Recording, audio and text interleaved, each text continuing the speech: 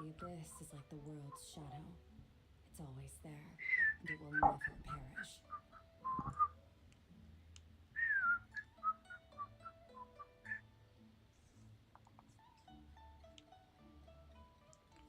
Okay, you can hear my whistling. That means you can hear me. Okay, we're gonna quickly do the SKIRK quest, and I'm gonna head out. It's a very late stream. It's because I was calling a friend, and I didn't think it would take so long. And I didn't want her to show up on the stream while we're calling. But I've been meaning to do this quest for a while. Baiju wasn't in his shop. Oh, you're looking for Dr. Baiju. He's resting today, but he said to send any patients to the back room. Ah, okay. Thanks. We'll head on through. Background. Wait a minute. Kiara. No, we should do these first. I take it back. We're not doing the SKIRK quest. We're delaying it.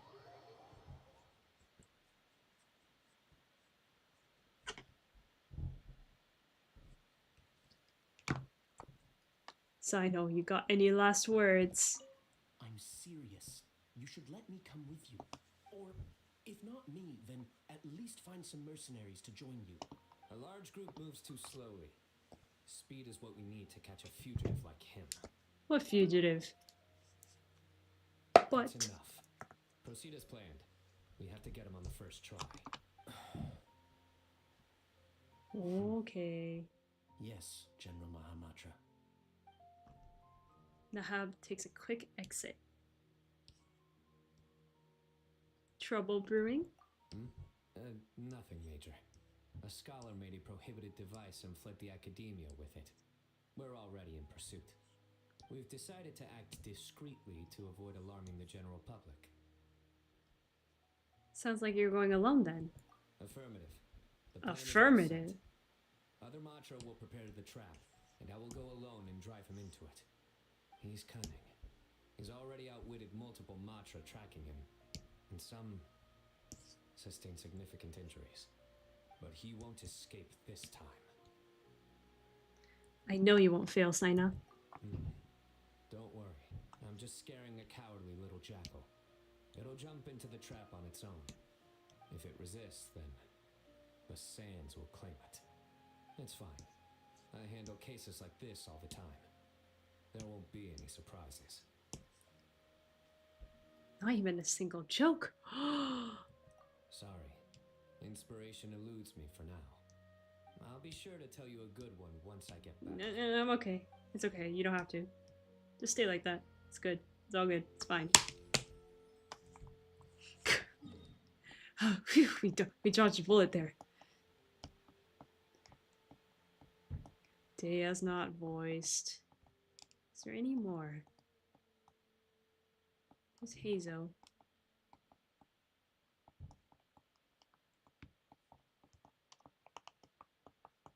I don't see any more that are voiced in English. Unless...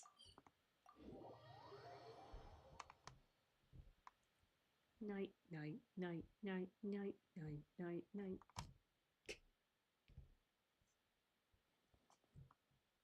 Aoife, are you there? He's not there! Dang it.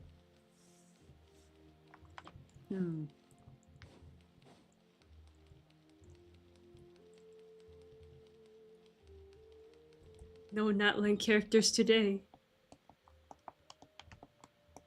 They never show up.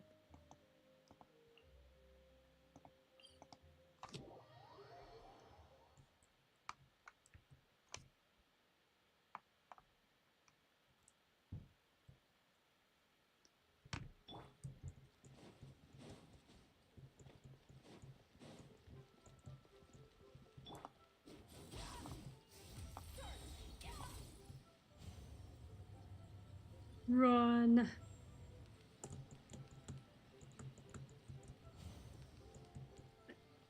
Why are you going up and down the stairs?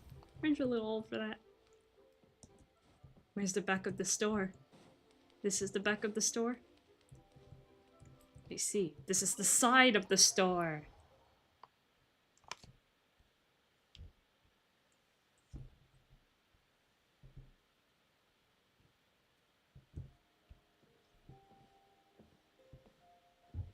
Ah, looks like we have a special guest. Traveler, Paimon, welcome. What can I do for you? Dang it. Chong's not voiced. It's the traveler. She looks absolutely beat these days. She has these huge dark circles around her eyes, like she hasn't slept a wink. And she keeps spacing out. You have to call her name several times before she snaps out of it. What do you think it is? Is she sick? Oh, is Natcat prone to sickness? I find this surprising. I guess I could be... I'm not sure. I guess I could be... Very peculiar. In all the time we've been acquainted, this is the first time you've come to me with a health complaint. Come, let me take a look at you. Okay.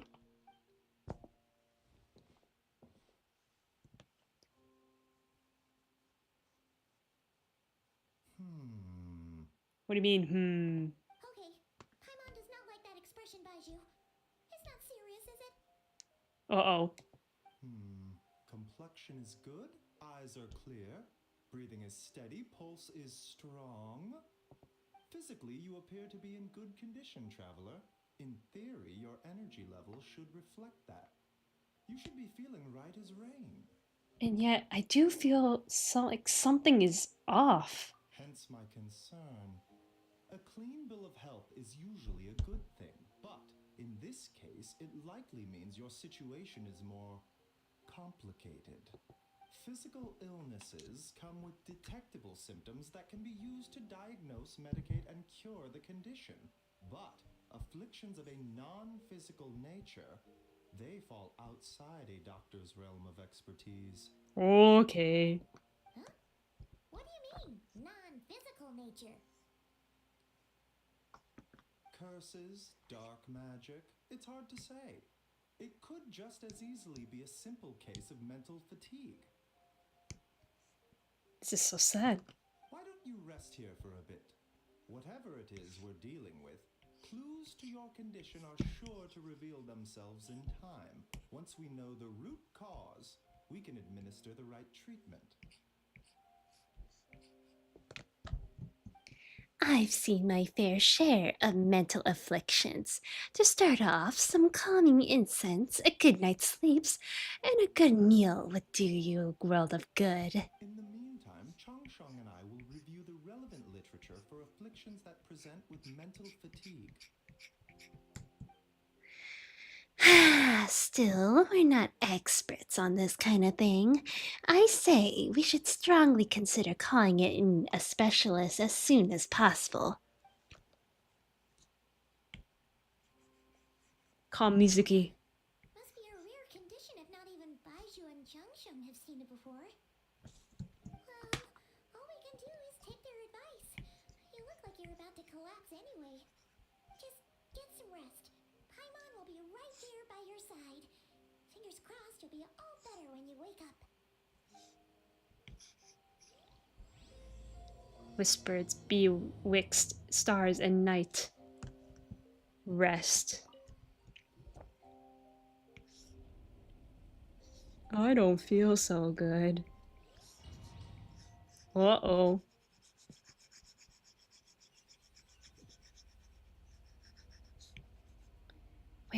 I was about to say, where am I? We are in another location. Of course this happens in a dream.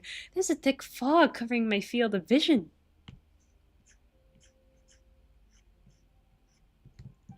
This feels more real than our dream, but too chilling to be real life. My breath freezes in my throat before I can even exhale it. It feels like my soul has been wrenched from my body and thrust into this strange and unfamiliar space. Whichever direction I look in, there's no end in sight. And worse than that, I think there's something in the fog, following me like a shadow. If this is a dream, how long till I wake up? And if it's not, then where in the world am I? SKIRK, come out here. Oof! What in the... Something just pierced through the fog and stabbed me in the back. But there's no blood. There's a strange light coming from the wound, and I see this familiar looking spike retreating back into the darkness. Deep inside, it feels like a part of me is missing, and now another wave of fatigue is washing over me. Why are you telling, not showing?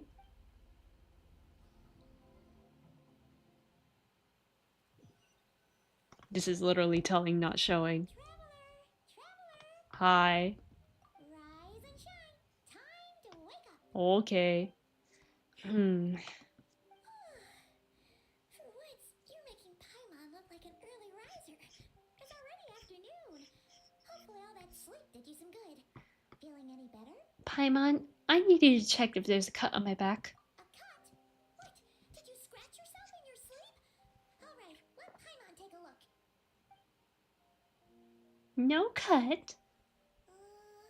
Nope, nothing there. Wait, did you have a nightmare? Perchance. Okay, don't panic. Paimon heard that dreams tell us what we need by showing us the opposite.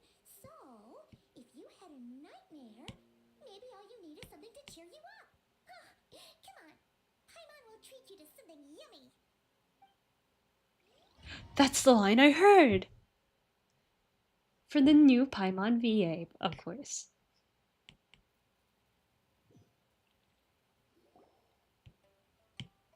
You and Paimon head to Wanmin restaurant. Sensing that something isn't right, Paimon orders a bunch of dishes to cheer you up. What? So, in this dream, you were trapped in a weird place with thick fog everywhere, and then a spike came out of nowhere and stabbed you in the back? Oh. Okay, well, that's a new one. Are you sure it was a dream? Because from the way you describe it, it sounds like you were really there. But then again, you woke up right where you went to bed. And you were definitely in a deep sleep this morning. I don't know what to make of it either. Maybe it was a really lifelike dream. I don't know what to make of it either. It's decided.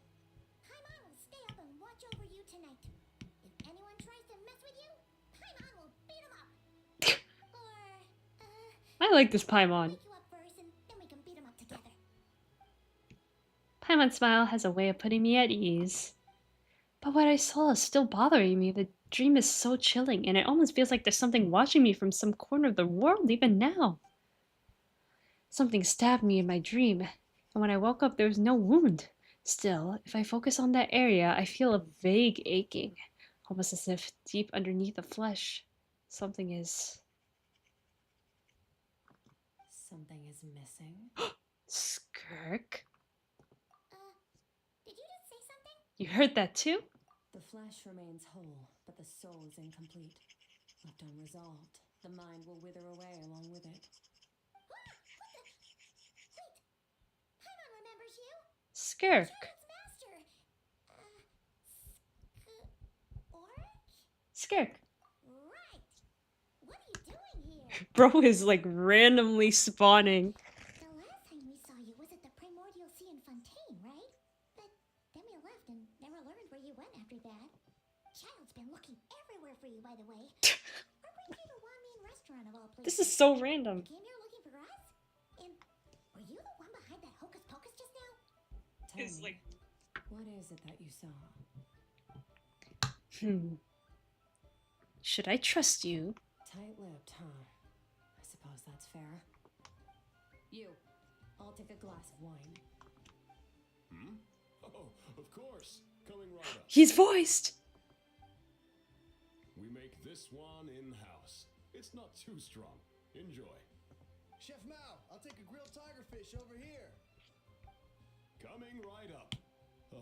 If I knew we'd be this busy, I wouldn't have approved Shenhe's vacation. At the end of the day, what happens to you is of little consequence to me.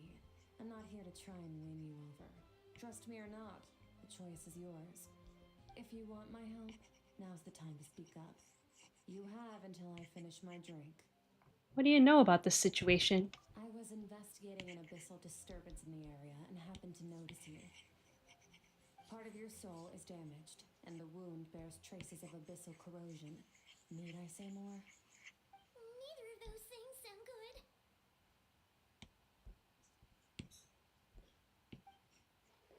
Skirk seems to know something, and given what I've given of her strength, I bet she can tell me what happened to me.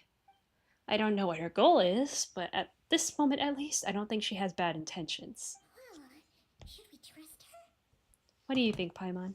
She mentioned an abyssal disturbance. Maybe that has something to do with what's going on with you.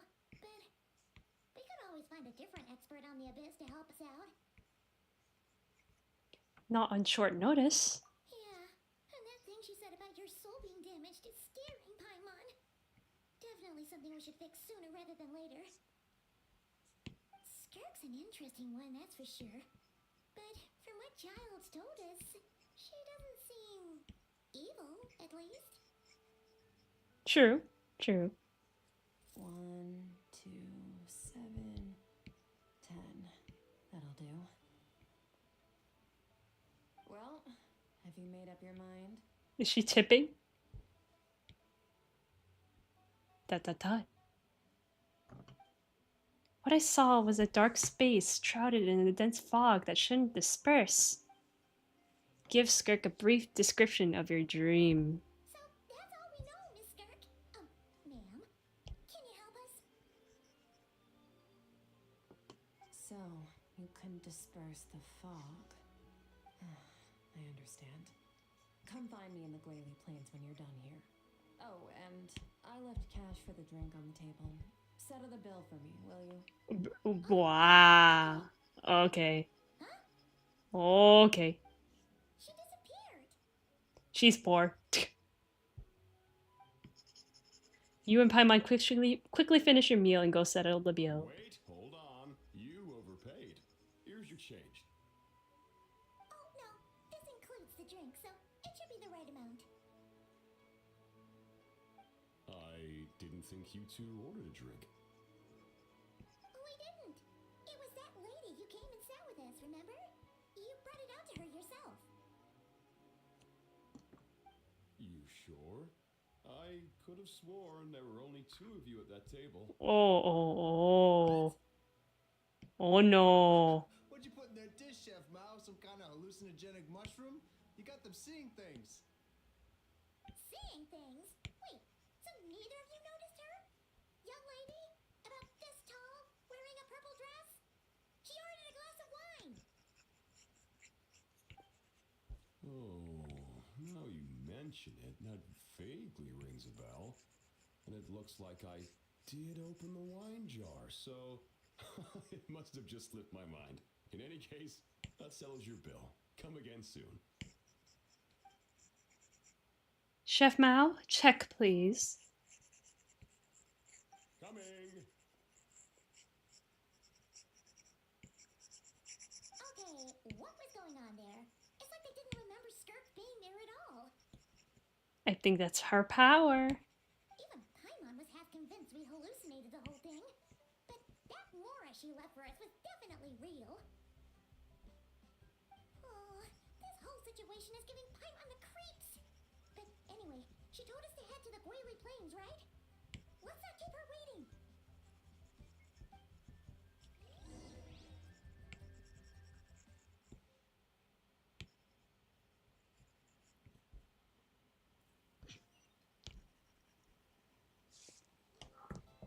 Where do we go? Glalie Plain?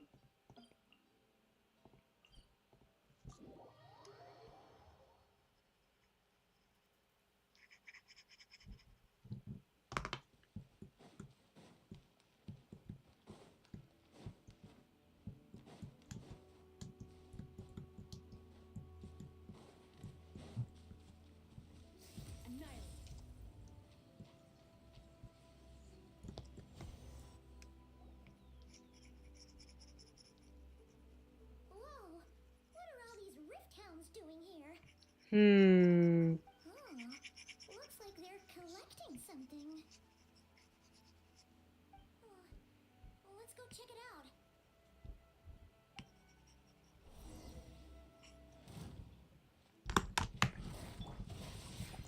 Witness the power of full punishment. Strike a pose. Kill him! Get him!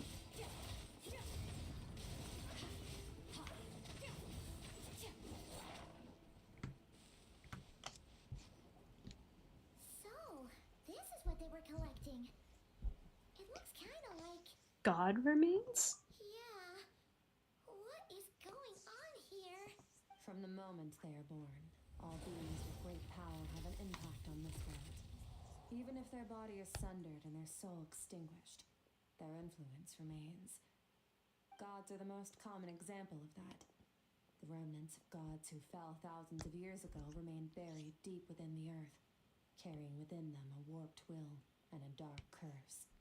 Together, these remnants form what you call God remains, and it appears that some of those sealed here were dug up and removed. There are traces left, but they're fading fast. What are you doing? Nothing. Just wanted to make sure you were, real? She's definitely not a ghost traveler. Paimon poked her, and she's solid. Oh my god. After you left the restaurant, the other diners acted like you were never there. Your life hangs in the balance, and that's what you're fixated on? Strange set of priorities. It was just a trick to avoid being perceived. If someone notices me, those memories are erased. Simple as that. Unlike you, I have no desire to establish a connection with the world. The weak and the lowly have no right to remember me. They're lucky they only have a few missing memories to show for it. Now, can we please get back on track? Okay. Where were we? Is she always about fighting this, fighting that, being strong? Less of them here than there used to be, right? Is that her whole personality? In our experience, God remains are 100% bad news. A lot of terrible things have happened because of them. Maybe it's a good thing by human standards, but power doesn't come from nothing, and it doesn't just disappear for no reason. The remains aren't just gone, they were taken. Like my part of my soul was taken? Very clever, traveler. You aren't the only one who had something taken from you. There are victims like you everywhere. The only difference being, you can speak, and the remains cannot, so it went unnoticed. Something similar happened in Sumeru. Within the span of one night, countless consecrated beasts were slaughtered, and a large amount of the god remains buried in the desert went missing. Of course, god remains are just one of the targets. The culprit is chipping away at sources of power all over this world, including the Stella Fortuna above. Wait, you mean the stars? 42 of them have died out in the past few months alone. In Conria, people believed that powerful individuals have corresponding Stella Fortuna. Even should that individual fall, their Stella Fortuna would not disappear, but gradually evolve into a new constellation. Yet now, stars are disappearing from the skies entirely, and it's not hard to deduce what's happening to the power they contain. Something has been leeching power from this world, like a parasite steals nutrients from a host. And now, it's no longer satisfied with the remains of the dead. It wants you. This time, it only took a fragment of your soul. But next time, there's no telling how far it could go. But why me? No one knows. All I know for certain is this. Getting back what you lost will not be easy. Considering how much power this entity has stolen, it must be a god-level being by now at least. But that's not the real concern. Souls are fragile things, and yours could easily be crushed if you go up against it. So you're gonna help us, right? We're going to help each other. You are my ticket to uncovering this thing's true identity. Well, great! You seem super strong, and you know a lot about the Abyss, so Paimon will take it. Thank you. Don't get all mushy on me. All I'm doing is helping you get back to normal after a sudden crisis. And I should warn you, getting mixed up with me can have unforeseen consequences. We're on very different journeys. You don't want to be in my debt, trust me. You help me uncover the truth behind this entity, and I'll help you recover what you lost. This is a transaction, that's all. You would do well to remember that. Now, come along. We're actually going with the actual character on their character quest? I think she'd be a little friendlier since she's agreed to help us. But nope, she's just like when we met her in the primordial sea. So cold. Well, whatever. If that's how it's gonna be, then she doesn't deserve our friendship. What she does deserve is a super embarrassing nickname. Okay, what do you got? Paimon's got it.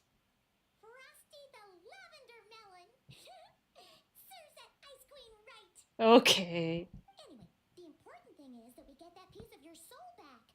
So, let's follow her and see what sort of plan she's got. Frosty the Snowman, I see. Enter.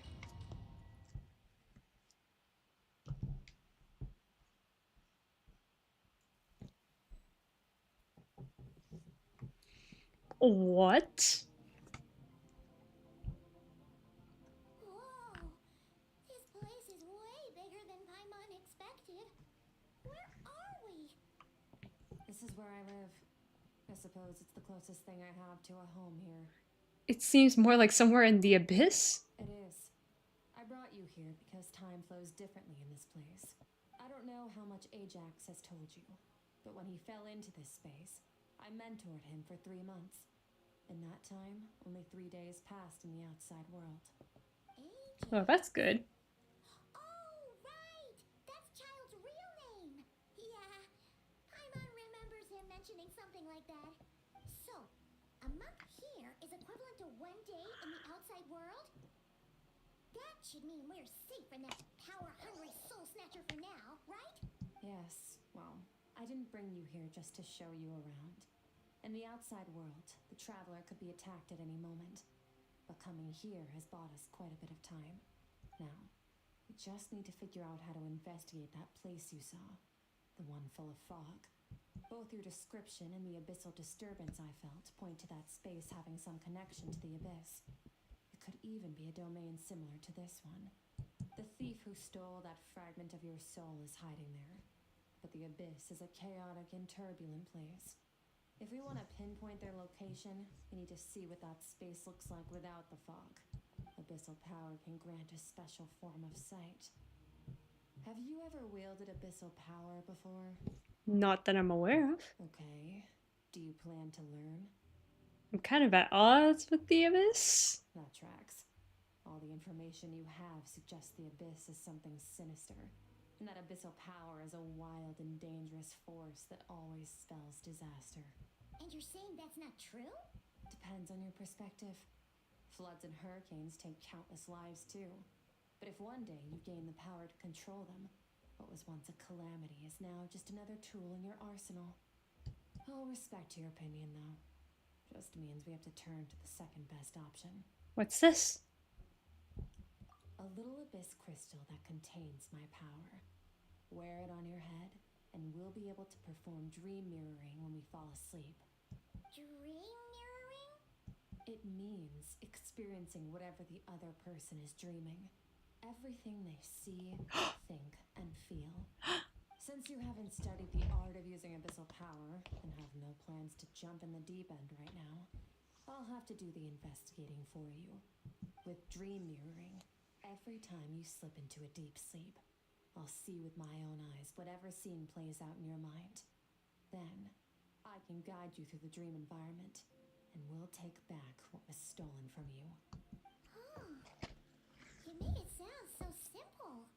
So all I need to do is wait? Tough to say. This is an unprecedented situation for both of us. Even assuming we do manage to find where this entity is hiding, like I said, getting your soul fragment back won't be easy. To play it safe, I need to give you some special training first. Wait, you're gonna teach her some of your martial arts? Oh, I'm excited. Does that mean the next time we see Child, we have to treat him like our senior? Okay, no. Do as you want. For my part, I don't see you as my disciples. What? You're already a pretty good fighter.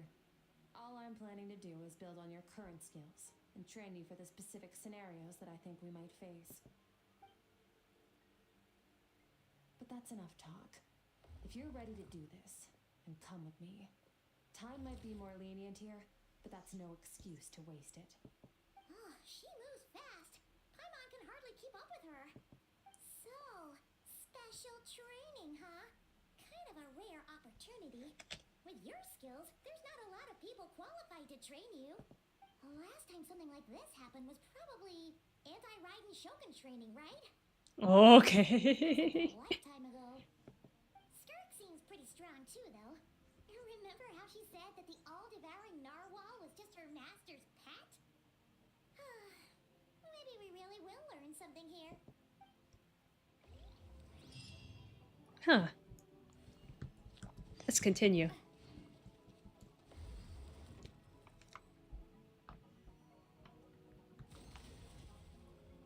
Are you gonna fight you?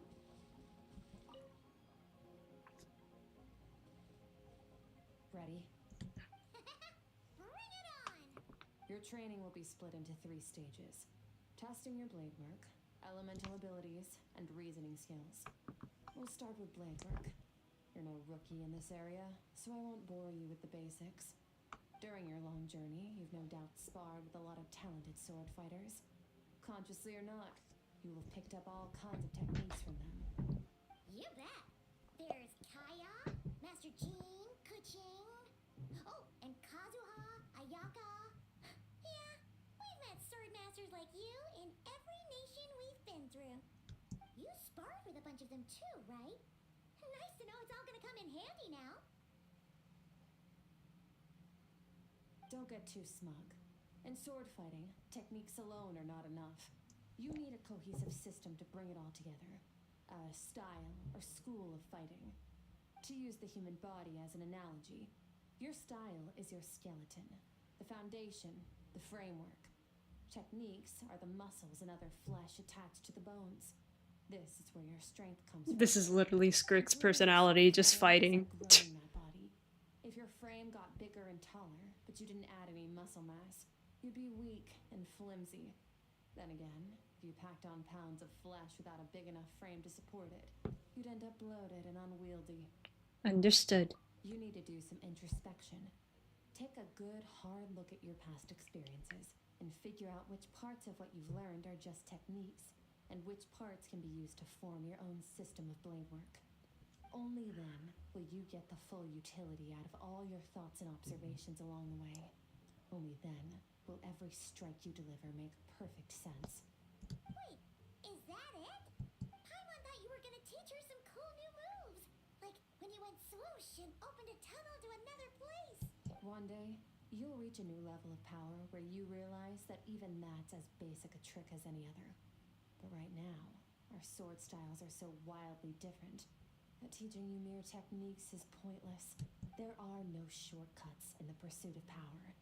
Failure is your best teacher, and rigor is your coursework. That's all I have to say. Time to make a start. Train until you're satisfied with yourself. Now focus. Destroy the crystal columns as swiftly as you can.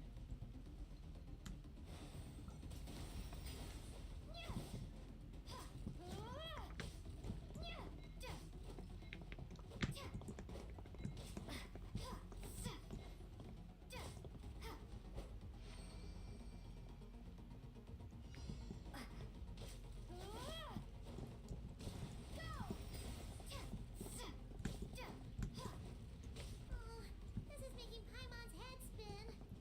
Hang in there, traveler!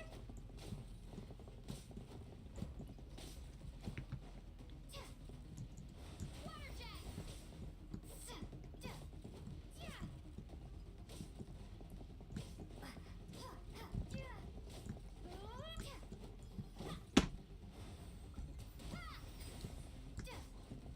As training progresses, your strength improves. Oh, we're not... I'm in the zone! Limitless power is surging through me!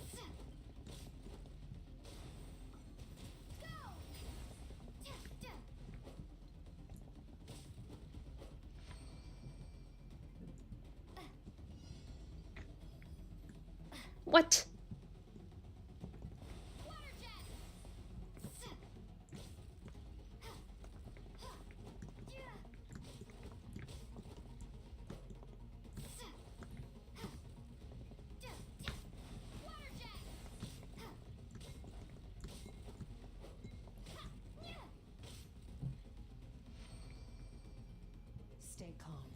Use your head. You have to keep it together.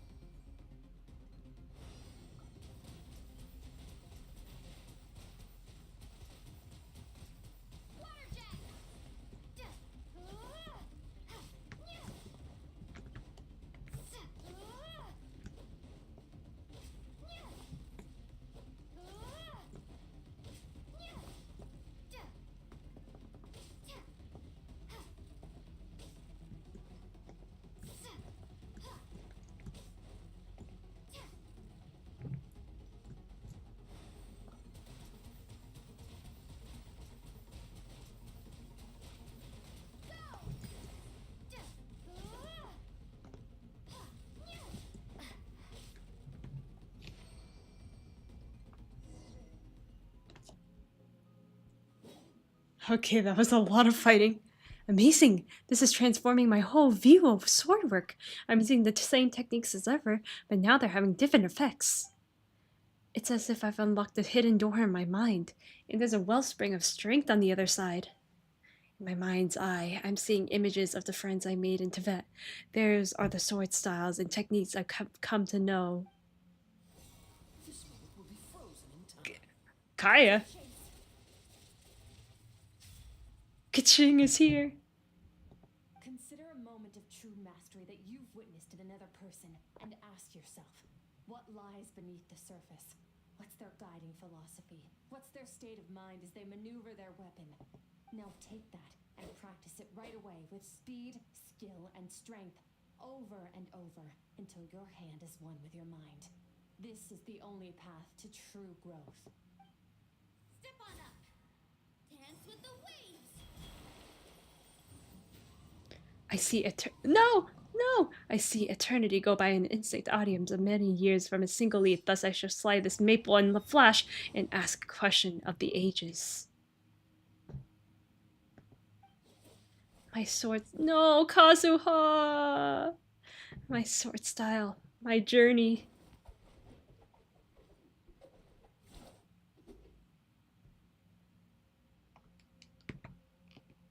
It's okay, it's just one line. It's just one line. Empty your mind, but do not stop. Stay in that frame of mind as you keep up the fight. Get rid of all redundant movements. Imagine your sword is an extension of your own body. Wield it just as you wield your arms, hands, and fingers.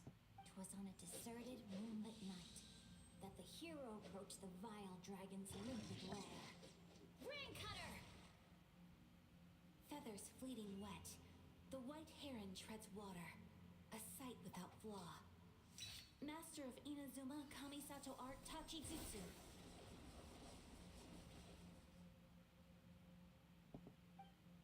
With each slash of my blade, I feel my strength increasing. I don't know if my weapon can contain all this power. I'm in the zone. Limitless power is surging through me.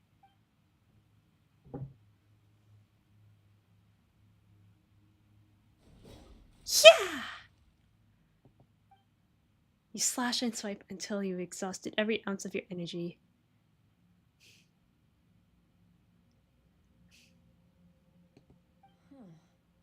Looks like you've made some real progress. That concludes your training session. Awesome! Wow, my hair is longer than it usually is. How do you feel? I'm fighting to keep my eyes open. As you should be. Time flies when you're training hard. You've actually been going for several days now with no rest. Yeah. Meanwhile, Paimon's had a whole bunch of naps. But you were so focused, she didn't want to interrupt you. Go get some sleep. I'll be doing the same very soon. Let's hope you see that foggy place in your dream, so I can get this investigation over and done with. You go to sleep. Skirk. Why is my hair suddenly short now? Sometimes you have to practice a single movement 1 million, maybe 10 million times before the breakthrough moment comes. Nothing in the outside world can help you in this process. The most important thing is to remain patient. Go to a makeshift camp and rest.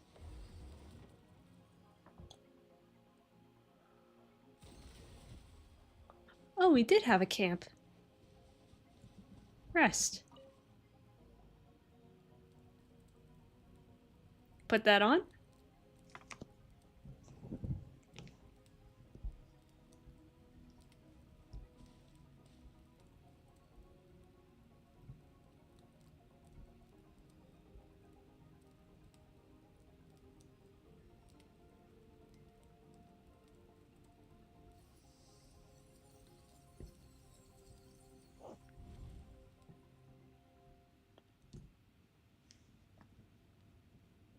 Now what?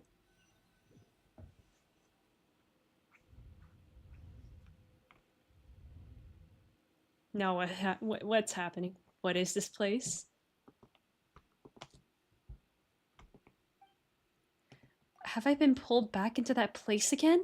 But SKIRK said the dream mirror would kick in when I fall asleep, so why am I back here? No, on closer inspection, this isn't the same dream as last time. It's dark and gloomy, but there isn't that chilling fog that made my hair stand on end. Hold on. If dream mirroring is a two-way process, maybe I'm seeing inside her mind while she's exploring mine? If this is her inner world, it's pretty bleak. I can occasionally make out the sound of a flowing stream, but other than that, it's so empty. Oh my gosh! A cute creature! What's that? Oh, a disaster. What a strange looking creature. Where did it come from? I think it wants me to follow it. Might as well see where it leads.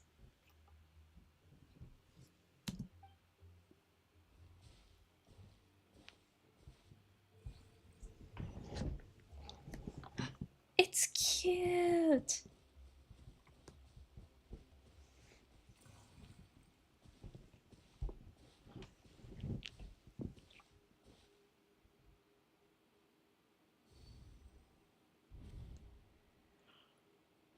SKIRK, why are you skipping classes again? We've talked about this. Oh no. Cause he's a crabby old man, and he's a boring old man. I don't like going to his classes. Excuse me. You shouldn't talk about your teacher like that. It's very disrespectful.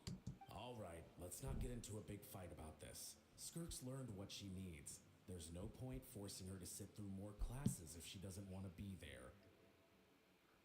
But I'd still love to hear about what you got up to yesterday. Why don't you tell your dad all about it? I went diving, and I saw this huge fish. I never knew they could get that big. It looked kind of dumb, though, with that stupid big fat head. I tried to shake its fin, but it just spat water at me. Oh, and today, I'm gonna go to that prairie up north.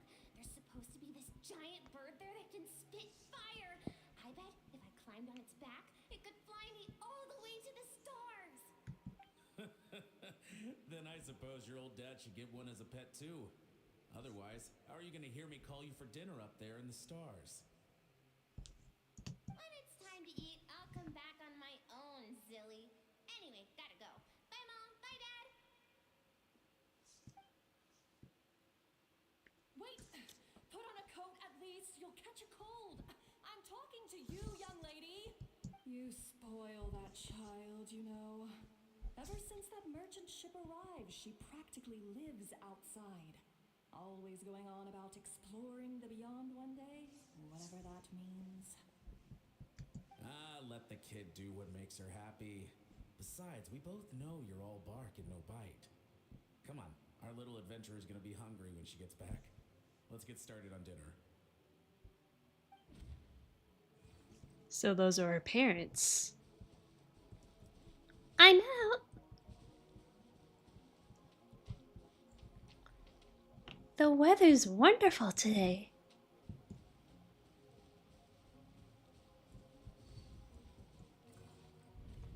The stars shimmer high above. But what lies beyond the stars? Mountains as far as as the eye can see, an endless snowy plain, or maybe buildings taller than the sky, like the people from the merchant ship said. Can't be the only one asking these questions. The universe is fascinating. If only I could meet some other people like me. We could set sail together and explore every corner of the world. I'm sick of being a kid. There's so many amazing things out there. I'm ready to see them all. But for now, I'm starving. Better get back.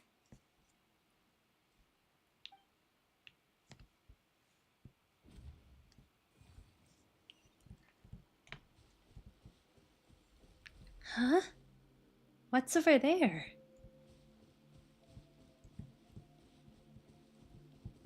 Something's going on?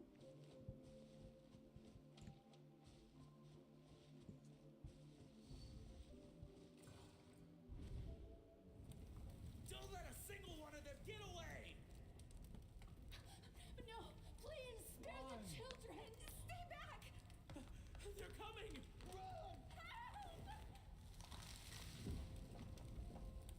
Eliminate the threat. Take them down. Don't be scared. This way! We'll never make it! There's fire everywhere. What happened? I told you we shouldn't have trusted these outsiders!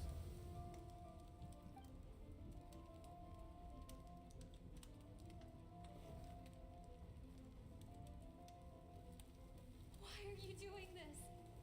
What did we do to deserve this? We welcomed you with our finest food and drink, showed you the best our home has to offer, gifted you cloth dyed by our own hands. And this is how you treat us? Run! Save yourselves! Captain, Zone 3 is clear and we have Zone 2 surrounded. Begin extermination. Remember the orders from upper command.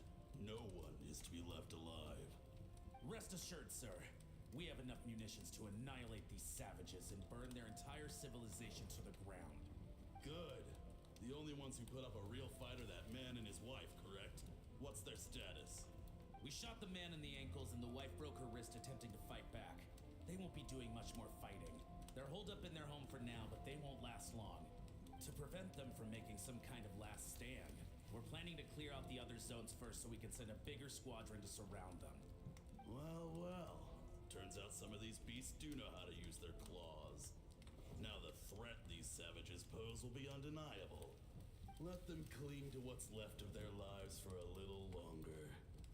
Once the other zones are cleared, I'll cut off their heads myself. What?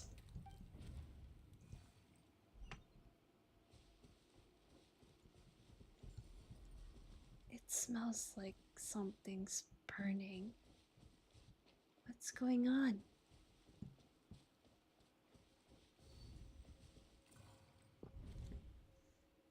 Dad? Mom? Skirk, you're all right? Thank heavens. I'm so happy to see you, sweet girl. But you need to go. It isn't safe here. They'll be back any second. What happened? You're bleeding a lot. Dad? Mom? This is the place. Alert all units. Prepare to surround. Run, Skirk! Run as far away as you can. Don't trust anyone. Your dad and I, we're not afraid to stare death in the face, but we need you to survive.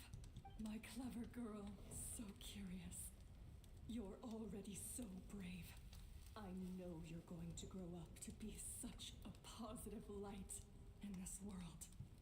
Whenever you miss us, just play this song. Remember, life is a gift. Don't let darkness claim it. Break down the door! Look what we have here. A savage that can pluck a tune. Well, the show's over.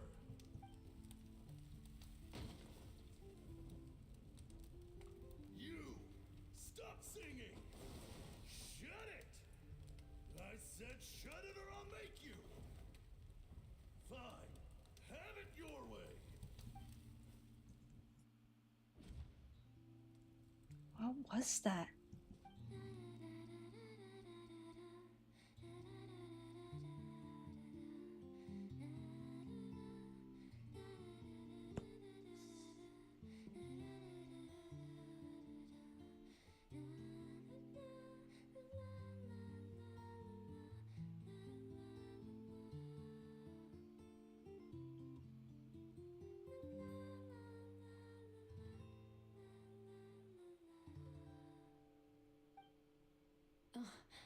You're awake?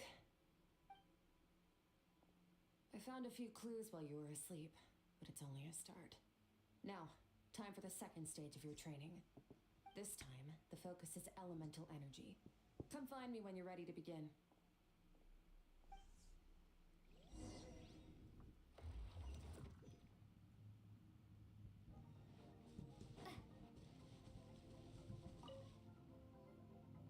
Man, staying in the abyss feels so surreal, don't you think? No day and no night. It's like time hardly exists.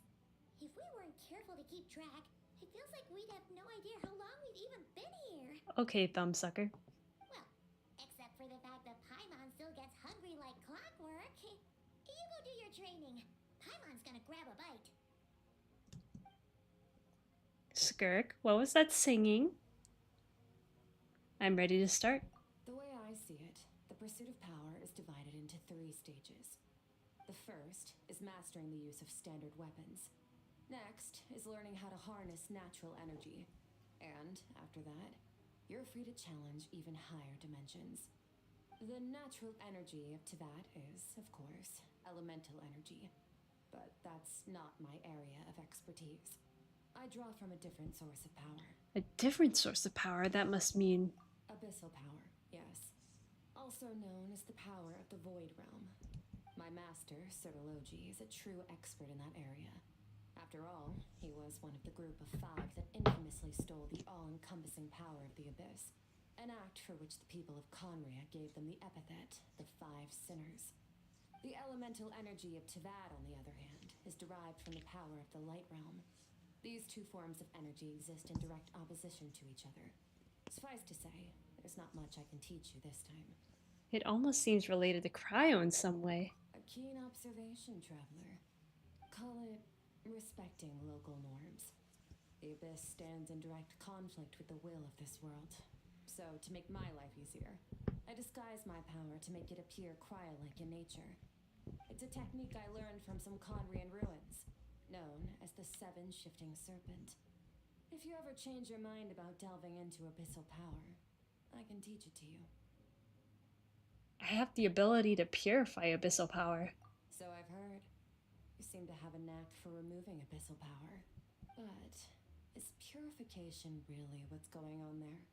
Like I said, power does not simply disappear. What are you trying to say? Just thinking out loud. Am I absorbing it? Focus on your elemental training. That's what's gonna help us if the situation gets tricky. True growth comes from adversity, but only if you make the choice to pick yourself up again every time you fall.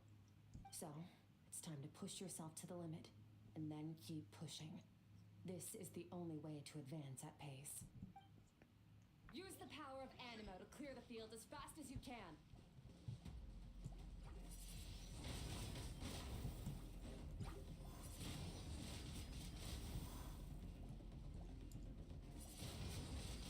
Windblade!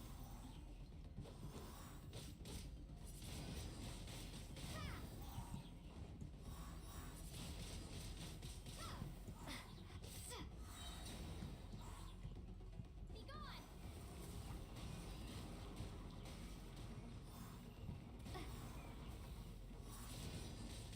Windblade! I haven't heard her say that in a long time. Observe your surroundings. Look for things you can use to tilt the scales of success in your favor.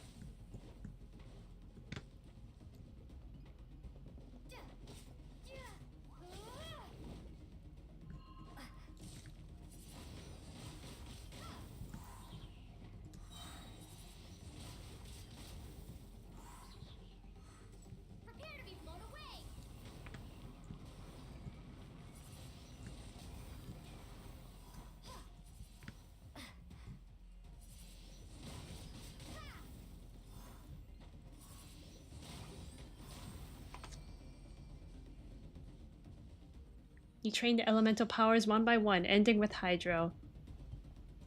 Use the power of Hydro to destroy the spikes.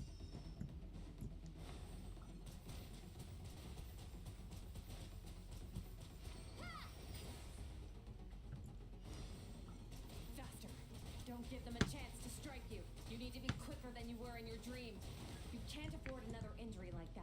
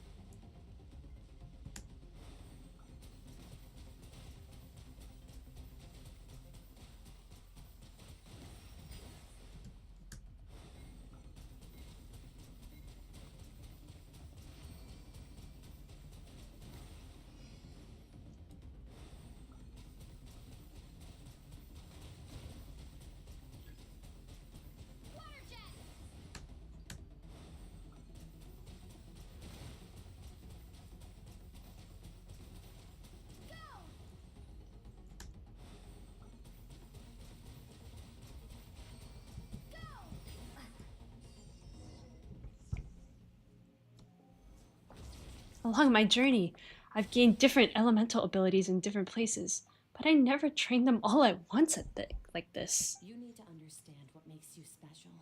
The ability to wield elemental energy without a vision and switch between the elements at will. It means your aspirations need no approval from the gods. Your power is not bound by the rules of this world. So be bold. Do not be afraid to chart your own path. Graceful as the wind, tough as stone, nimble as lightning, flourishing like foliage. I can feel the power of the elements flowing through me, sometimes as peaceful as a flowing stream, other times surging like a raging river. If I close my eyes, I can almost hear their voices, but it's not like some wild beast battling me for dominion. It's more like saying hello to an old friend. Where's SKIRK?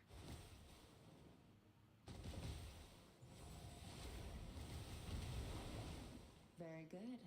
It seems you've reached a deeper level of connection with the elements. How long has it been this time? Long enough for you to lose yourself in your training, which is a good sign. Relentless practice with the elements has drained all your strength, but it's also what allowed you to make progress. Get some rest. When you wake up, we'll proceed to the final stage of your training. If you wish to master the elements at a fundamental level, you must see the entire natural world. Nature in all its places and forms. That is part of what it means to be a traveler. She said the traveler. She's not calling me a traveler. Unless...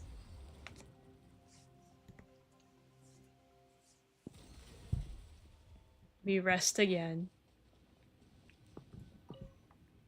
What happened to her parents?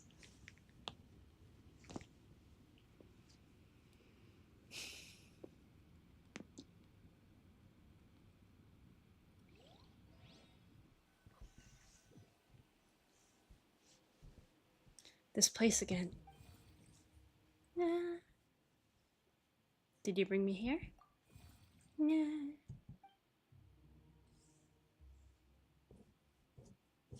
No response. The strange creature just floated away. What is that thing? What's it doing in SKIRK's inner world? And where is it taking me this time?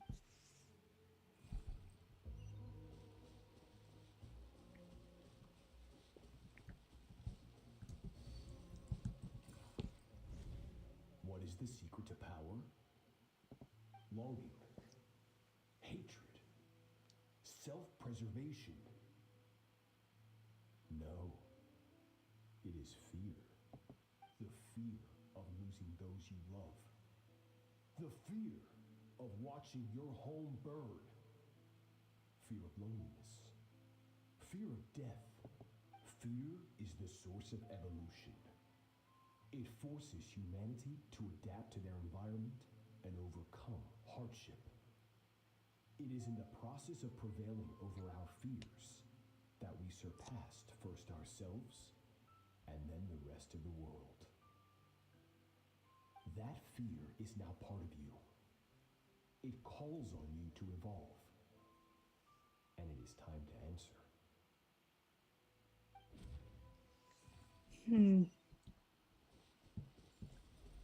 How it hurts. Daddy, Mommy.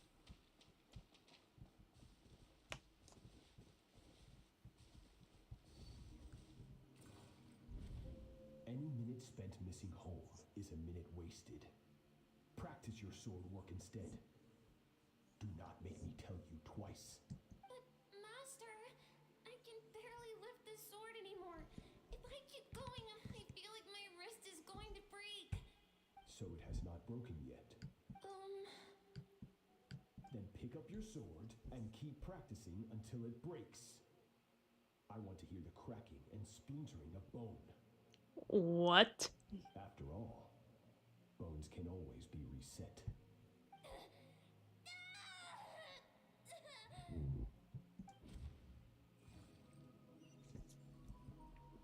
I can't breathe. Everything's gone black.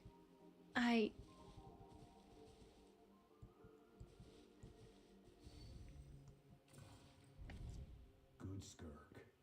Once again, you survived. How do you feel? Cold and pain. These are signs that you are adapting to the abyss. Each time the flesh is torn and the spirit crushed, each time you claw back from the brink of death, you become stronger. I now understand why these people sought to destroy your homeland. Your potential goes beyond even what I could have anticipated. But you still have much to learn in your pursuit of strength. Your mind is rife with distractions. From now on, I shall show no mercy in your training. You must learn to shut out all the pointless emotion, crush the self that makes you weak, and become master over your physical form. Get up, Skirk. Wipe the blood off your face. Cut away the rotten parts of your flesh. And mend what is broken. Then take up your sword.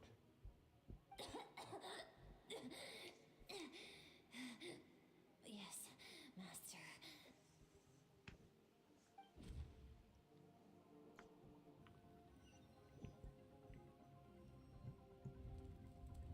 The dream is over, but I can't get that suffocating, oppressive feeling out of my head. I have so many questions about Skirk's past. Where does she come from? What has she been through? You're up! Hopefully you got some good rest. Skirk said to tell you that she's ready to start the final stage of your training whenever you are. So, want to head over now? Or did you want to wait a little? I really want answers, but right now it's vital that I complete my training. Once that's done, I'll find a chance to talk to her.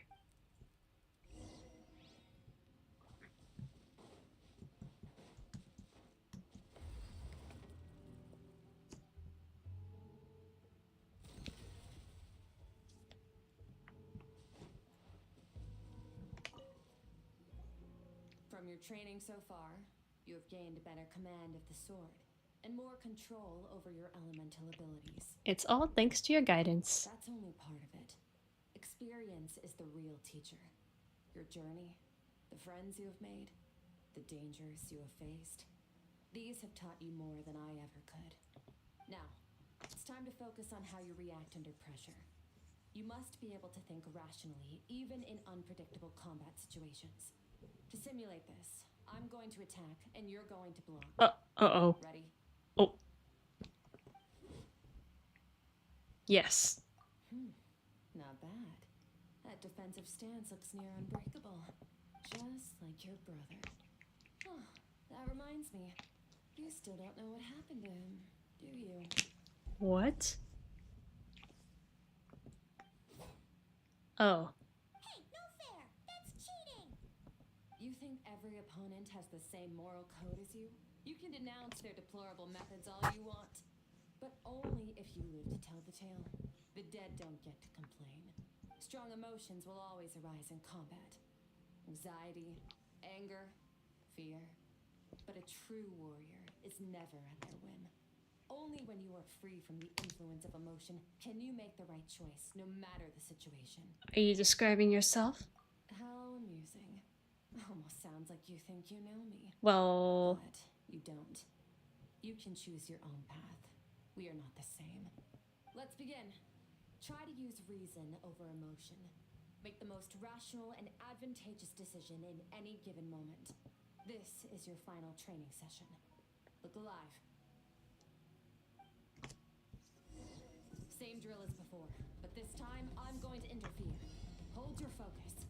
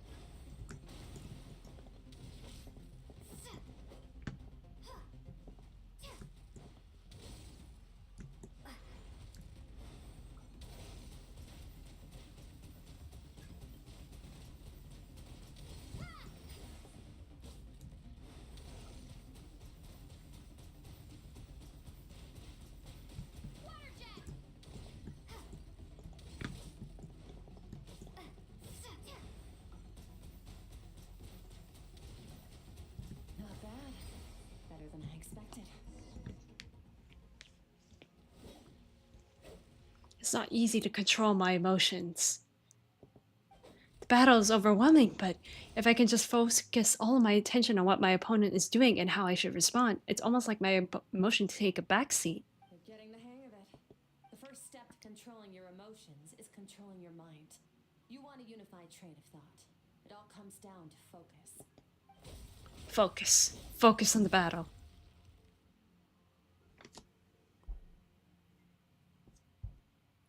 I think it's working. I can choose to tune out anything that isn't relevant to the battle, but I think I'm still pretty far from having full control over my emotions.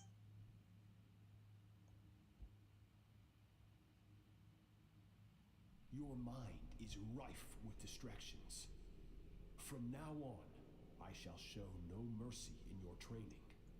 You must learn to shut out all the pointless emotion, crush the self that makes you weak, and become master over your physical form. SKIRK went through this kind of training too, didn't she? How merciless does the training have to be to make someone substitute all emotion for pure reason? Stop. Let's pause here.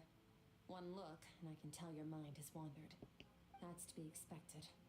There's a limit to how long a human being can concentrate on one thing. Staying calm and focused sounds simple in theory, but in practice, it's more demanding than sword work or elemental abilities. SKIRK is right. Now that I've stopped, all the emotions I was suppressing are rushing back to the surface. Pain, exhaustion, frustration, doubt. But exhaustion is the main one. I feel like I could fall asleep on the spot. Get some rest. No point training further if you're already dead on your feet. Like I said at the beginning, the only goal of this training is for you to reach a point that you're satisfied with. You managed to push past your limits. which is a good start. You can be proud of that and sleep well knowing that you've earned it. Chest! Thank you, SKIRK. Warriors will train day and night to perfect their skills, but when the battle comes, their fate may be decided in a matter of minutes. One mistake, one moment of hesitation, and just like that, all their blood, sweat, and tears were for nothing. You need to push yourself to perfection, or you might not even live to regret it.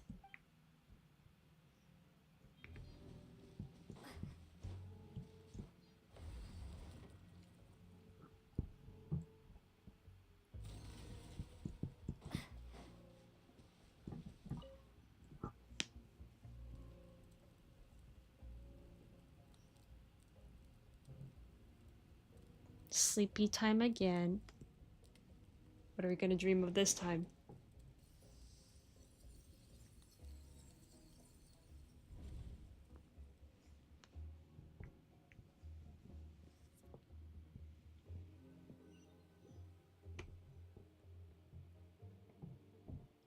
Looks like I'm back in SKIRK's inner world. I don't see that strange creature this time, but I think I can navigate this space on my own now, even without it here to guide me. I don't know how to leave, so I'm stuck in here until I wake up. Can't hurt to take a look around while I wait.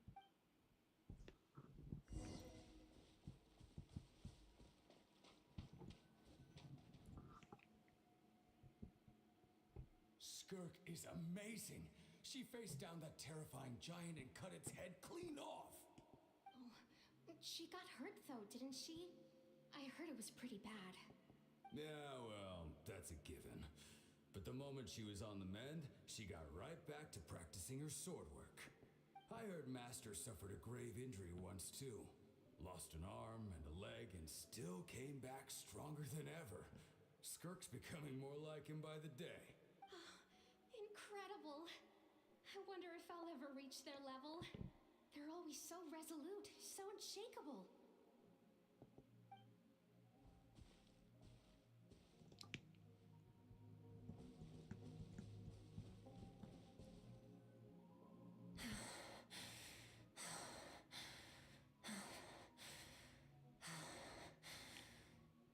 Pathetic. You're not even trying. You're so much weaker than you think. SKIRK, have you become a positive light in this world?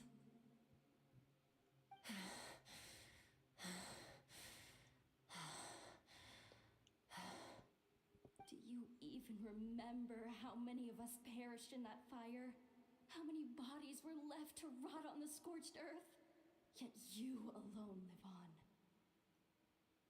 Keep your gaze fixed on your blade. You don't deserve to rest. I have so many questions. I just want to jump in a spaceship, explore the whole universe, and get answers from the stars. I just need to wait till I'm grown up. Then I can do anything. Now, you must bid farewell to who you were in the past and become someone stronger. Run, SKIRK, run! Only death awaits us here. Keep running and don't ever look back.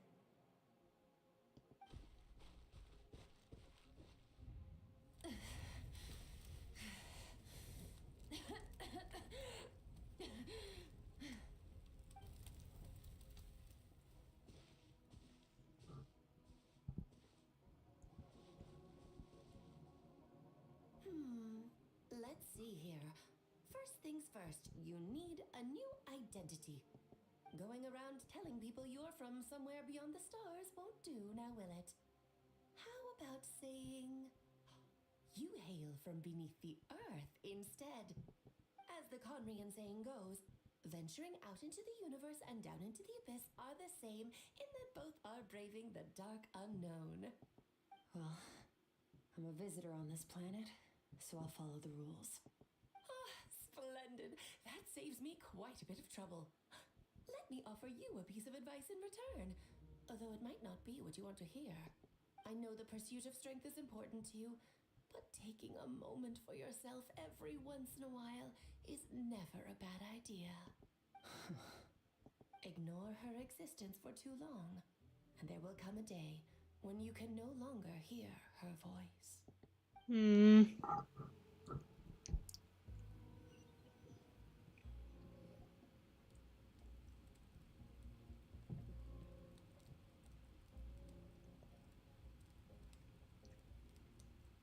Huh?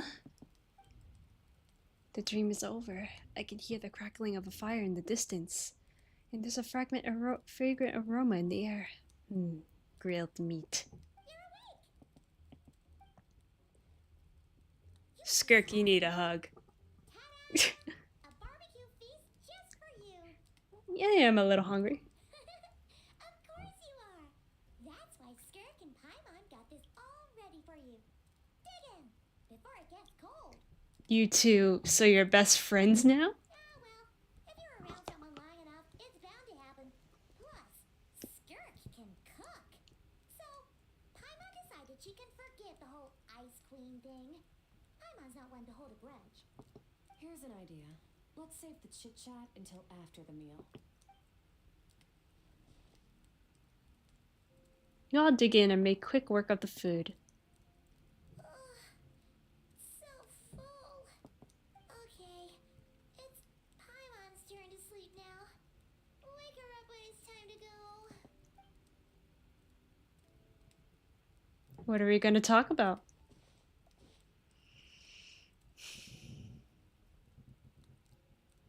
I have good news. First, your training is complete. You have what it takes to wield immense power. Now it's just a matter of putting it into practice. Continue to learn from your journey and hone your skills against formidable opponents. Second, I've located the culprit we've been searching for. Next, you just need to retrieve the missing part of your soul, and our business will be concluded. That was a lot faster than I expected. When Ajax trained with me, he once told me he was bursting with questions. So I allowed him to ask me 3 of them before he left. You and I may never meet again, traveler. So if there's anything you want to ask me, now's your opportunity. Just like Ajax, I'll answer 3 of your questions. After spending time in Skirk's inner world and witnessing her memories, there's so many questions I could ask, but the most important one is, are you really from Teyvat? Okay, not the angle I was expecting. What makes you ask that? I'm sorry I didn't tell you earlier, but while we were dream mirroring, I think I saw your memories. This is the first time I've seen Skirk break her composure. I guess this really took her by surprise. I knew that was a possible side effect. Closed off my mind to you for that exact reason. Even with the dream mirroring, you should have seen nothing but endless darkness. So, Skirk didn't share those memories with me on purpose. In fact, she tried her best to keep them from me. Wait, speaking of endless darkness, on my first time there, that was all I saw, until that strange creature appeared. Whatever. Must have been a flaw in my execution. I shouldn't be too surprised. Due to some recent circumstances, my self-control has been lacking as of late. Since you've seen what you've seen, there's no reason to hide the truth. All I ask is that you keep it a secret. I mean, I'm not from here either. I'm not from Teyvat. I'm from a different planet. And there was a time when I journeyed through the stars. A lot like you in some ways. Like me? Do you mean you're also a descender? No, we're different in that respect. You're influencing the fate of this world. But me, I'm just passing through. Several hundred years ago, my master, Sertologi, opened the border between worlds and sent me here. But this is not my home. And one day, I'll return to the vast unknown of space. So, there you have it. On to your second question.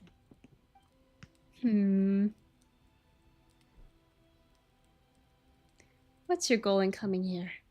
To become stronger. Seriously? For certain reasons, I need to bridge the power gap between me and my master as quickly as possible. But first, I need to understand the source of his strength. To do that, I need to follow in his footsteps. Walk the path he once walked. And somewhere along the way, I'll find out how to defeat him. That is my sole focus and purpose. Why defeat him? Okay. You have one question remaining. SKIRK's goal is to defeat the Foul. I can hear how serious this is for her. I wonder what those certain reasons would be. But given how quickly she blazed through that answer, I doubt she wants to talk about it. I have one question left. What should I ask? You make it sound so easy. Ever since the incident I experienced there, I've never stopped searching for Master SKIRK and that unknown abyss. But it's been years now, and I've still found nothing. Maybe I should take this opportunity to get Child some answers. Well, your last question? You know Child is looking for you, right? Are you going to let him see you? Hey, Jax. His situation is different than yours. Before you ever crossed paths with me, you'd already encountered many formidable people, studied their techniques, and developed your own skill set. So, during your training, all I had to do was build upon that foundation. But Ajax was so young when he came to me. A complete blank canvas. Children can't help but imitate their role models. In the long run, that would only hinder his growth. Once Ajax has enough strength in his own right, I will allow us to meet again. Until then, let that motivate him to reach his full potential. That was a calm and calculated answer. It's like she was talking about something entirely mundane. I don't know why, but I'm not buying it. She makes it sound like the decision has everything to do with Child and nothing to do with her. But what does she actually feel about it? The abyss is completely silent. This domain must get lonely after a while. Not to mention, she said it's been hundreds of years since she arrived into Vat. And even longer than that, if you account for how slowly time passes in here. Unlike you, I have no desire to establish a connection with the world. The weak and the lowly have no right to remember me. They're lucky they only have a few missing memories to show for it. In all that time, she never really established a connection with this world. Was it really because she looks down on the weak? I doubt she'd give me a straight answer even if I asked. Besides, I already used up my 3 questions. She was happy to give me cold, hard facts, but I still feel like I haven't heard her true voice. Wake up your companion. It's time to go. Oh, and everything I just told you, best keep it a secret from her as well.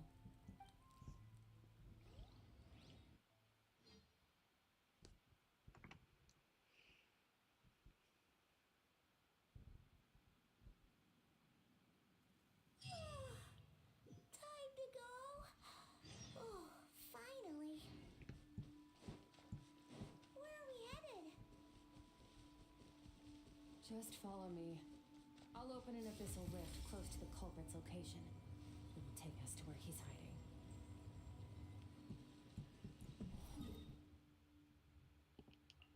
Let's go.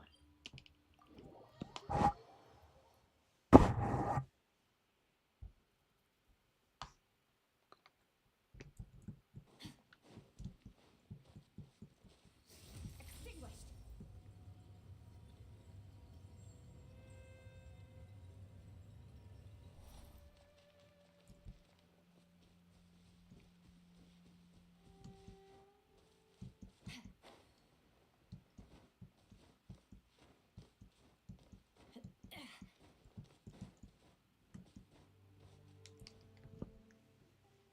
Wait, this is near the chasm, right?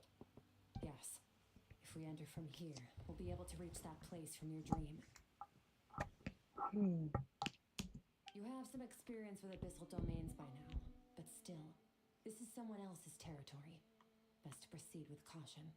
Don't worry, Paimon's an expert at hiding behind other people for safety. Okay.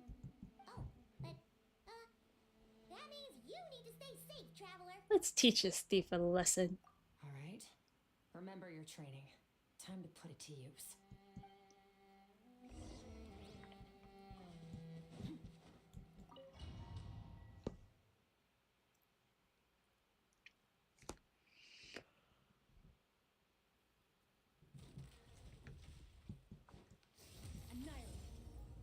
We got Skirk and the Traveler.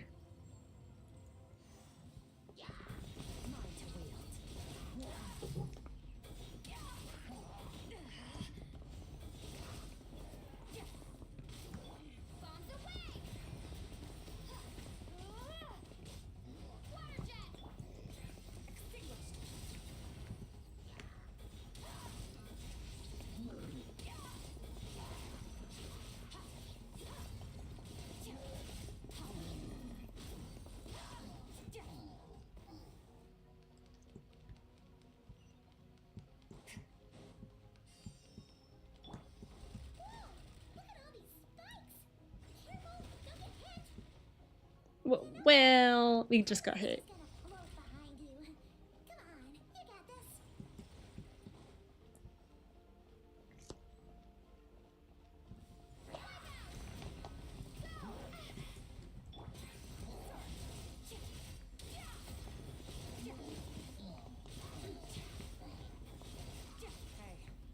What are you two doing?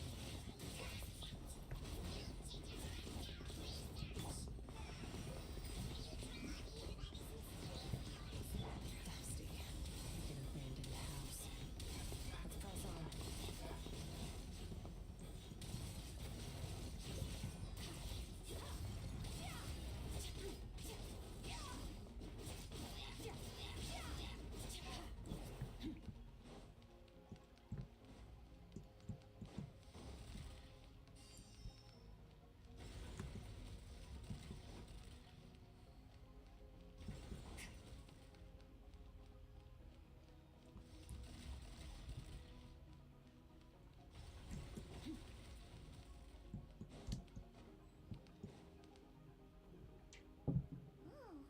Looks like this is a dead end.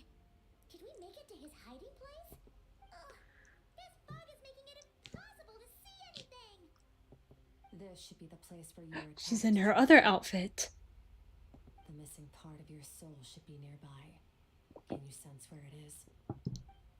If I close my eyes and focus on the light that came from my wound back then, yes, I can sense something, and it is nearby. But I can't tell the exact location. But I know it's nearby. Our opponent must have covered his tracks just in case. Otherwise, you should have sensed it much more strongly. Oh no, the daggers. Stay calm. Let's hold back a little. Give our enemy some wiggle room so we can see what we're dealing with. If you're too reckless, you might be playing right into his hands. Our enemy took part of your soul for a reason. It's likely he integrated it into his attack somehow. If we're smart about this, we can track it down.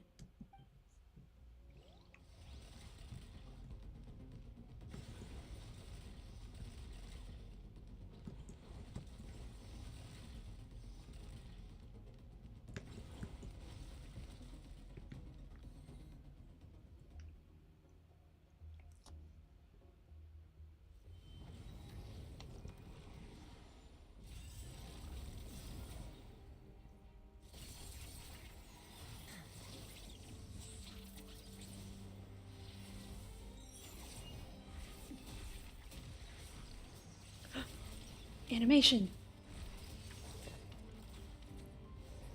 From the start, the attacks have been focused on me. Trying to break through my defenses? I see.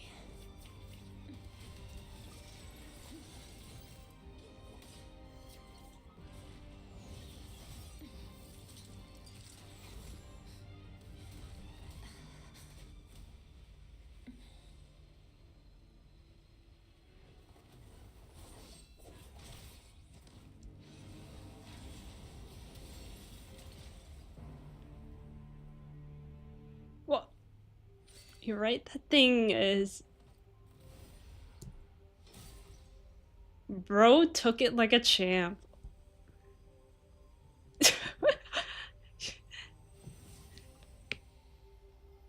I got my soul back. There. I got it back. But my soul stabbed your chest. Oh, okay.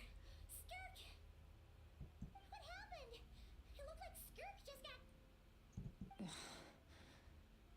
Are you sure you're not okay? Planes. You asked me why this enemy chose you as his target. Well, Now, the answer is clear. It's not just the fact that your strength is impressive. It's also because of your ability to, as you put it, purify abyssal power. Whatever that actually means. The fact is, that ability allowed him to do something that should have been completely impossible. Namely, break through my defenses and steal my power. so you were his real target. No. He couldn't have known I'd come to his domain. He only stole your soul fragment because he knew the value of its power. I doubt he expected it to come in handy so soon. Call it fate if you want. I believe that's the term they use in this world for arbitrary coincidences like this.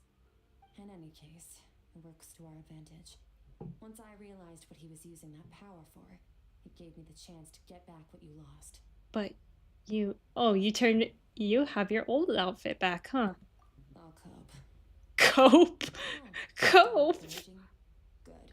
Time to She's like, I'm just gonna be sad. the all-devouring narwhal. The all-devouring narwhal? Oh, of course! Paimon knew that spike thing looked familiar. It looks just like that narwhal's horn. I highly doubt you acquired that power through your own strength. Tell me I'm wrong. You're desperate enough to scour the land for god remains and whatever vestiges of power you can find. That alone proves you wouldn't be able to defeat a creature like that. Which leaves one possibility. You know my master, the Foul, Sertologi. The Foul? Who dares call him foul?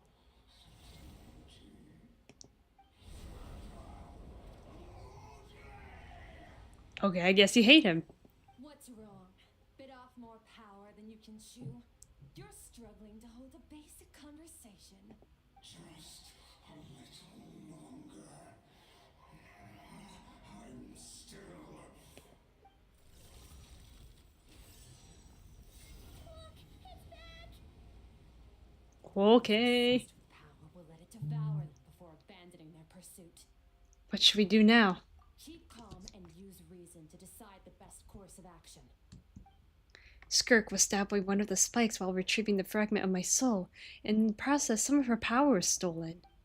The culprit is hiding somewhere beyond the fog. I have a good understanding of his attack pattern from the fight just now, but if we pursue him, our chances of winning are high. But SKIRK's breathing is weaker than usual. If we attack now, I can't guarantee her or Paimon's safety. It's a hard decision to make, but I think we should get out of here. Wise decision. Final victory doesn't always come after a single battle.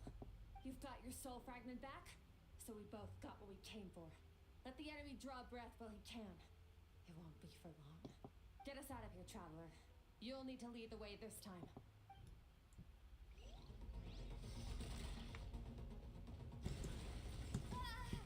SKIRK, is your shoulder gonna be okay? The wound is minor. It'll heal in no time. You should focus on getting out of here alive instead. Uh-oh! Falling spikes! Run!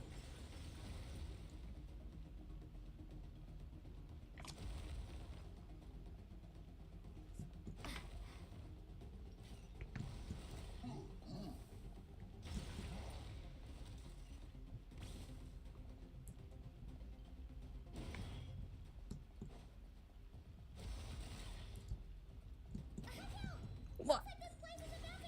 Okay.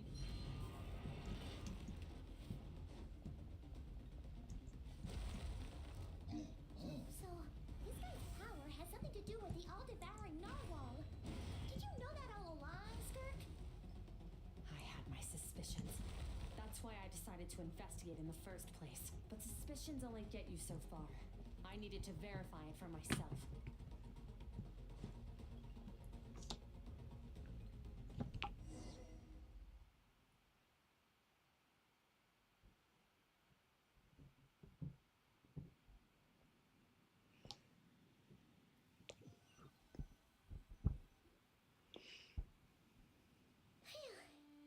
Oh, we should be safe here, right? I no longer sense his presence. Can't have followed us out of that abyssal domain. Weaklings like him will find that my power is not so easily controlled. He won't be leaving that place until he's managed to digest it. The all-devouring narwhal. With its power, he even managed to steal from you of all people. You seem surprised. I suppose that's fair. You've seen but a fraction of what that whale is capable of. That gaping maw could swallow a planet whole. It's called the all-devouring narwhal for a reason. Devouring is what it does best. It can extract power from anything, dead or alive, as long as it manages to make physical contact. Yeah, when we had our run-in with that thing, Neverlet mentioned that it has an instinct to devour. Your dragon friend recognized the nature of its abilities and used the power of Hydro to protect you. That worked because it was in a satiated state, so it was somewhat less aggressive than usual. It's a different story when it has no more power to feed off of. That's when its true voracious nature kicks in. It could devour everything on the planet in that state, which is why I cast it into that void space. But I hadn't counted on there being anyone left on this planet capable of wielding its power. To me, that says he must have encountered the whale a long time ago. Meaning, he must have known my master. Yeah, hearing you say the foul definitely got a reaction out of him.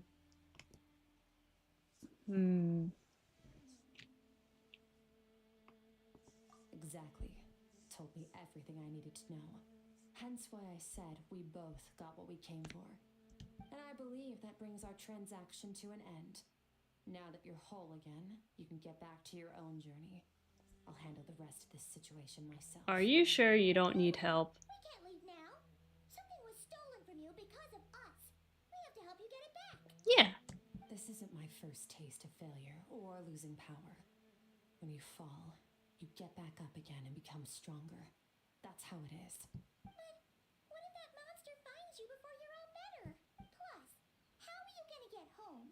It's not like you can just go swoosh and open a door to the abyss again. Not without your full strength. So, sticking with us for the time being doesn't sound so bad, does it? You said I don't want to be in your death. Well, I still am. Fair enough. Then take this. What is it? A bag of Mora. Nothing in this world is free. I know that much. No. Leave the planning to you. Hurry up and decide where to go. We shouldn't linger. I don't want your Mora. SKIRK somewhere she can rest. But where? Paimon gets the feeling SKIRK wouldn't like being around a lot of people. Oh wait! Baiju said we could rest in the back room of the pharmacy, didn't he? Let's head there! Okay, I'm gonna take a little bathroom break. Hold on. Meanwhile, you'll get to see SKIRK thinking while this SKIRK looks at her.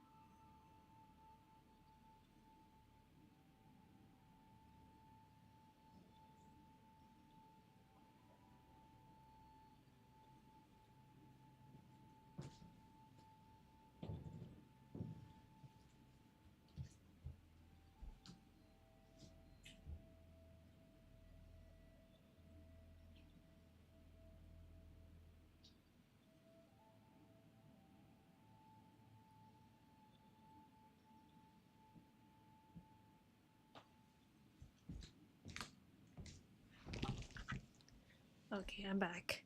I hope you get to enjoy SKIRK sleeping next to SKIRK. Let's see. What do you have to say? You'll know something about Master. I'm sure of it. Next time, I need to be ready. How's the shoulder? Fine. It was just a scratch. It'll take time to recover my strength, of course. But adapting to situations like this is nothing new for me. Your outfit looks different. Oh, this. It's a star crystal suit. Abyssal energy is scarce in Teyvat. Wearing this helps me access it more freely. It stores concentrated abyssal energy that I can draw from on the go. When the energy runs out, it reverts back to its original form. Let's go. Find somewhere to rest. Well, lead the way then.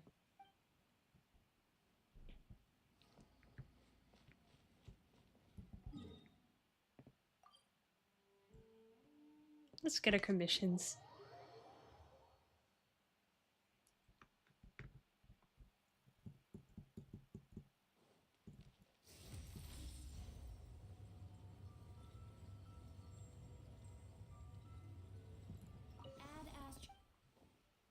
Thank you for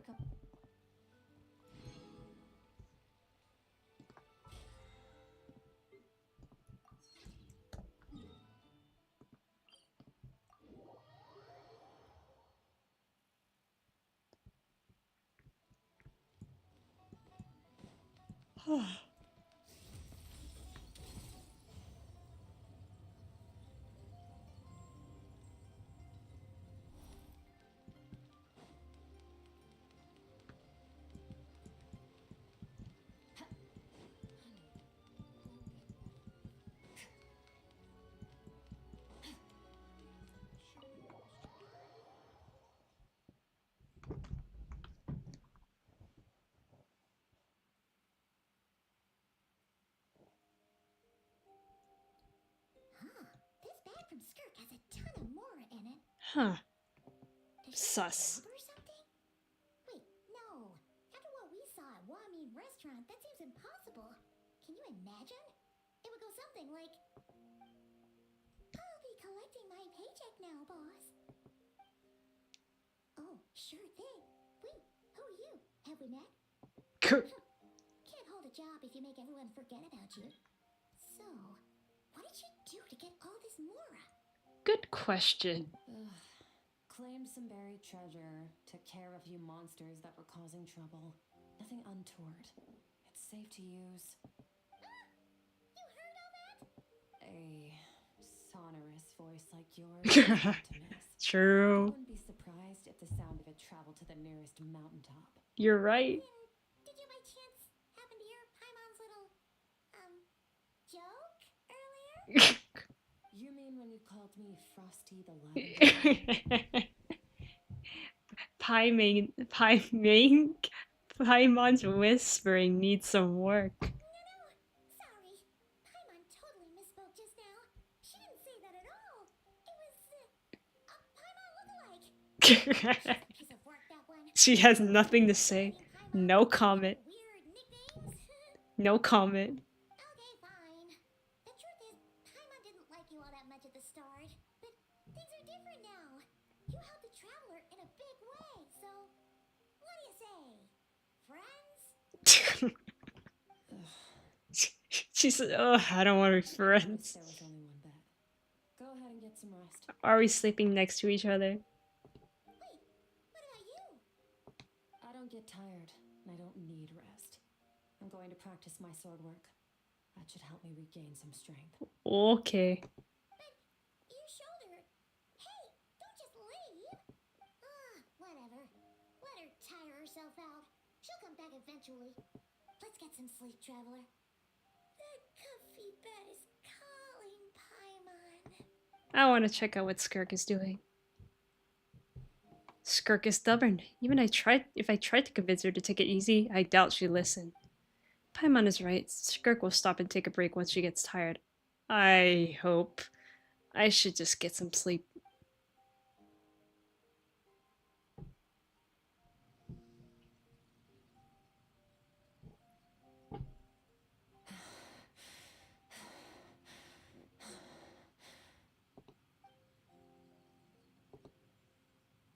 SKIRK? Of course she's acting like she didn't get stabbed in the shoulder, huh? Something seems off with her though.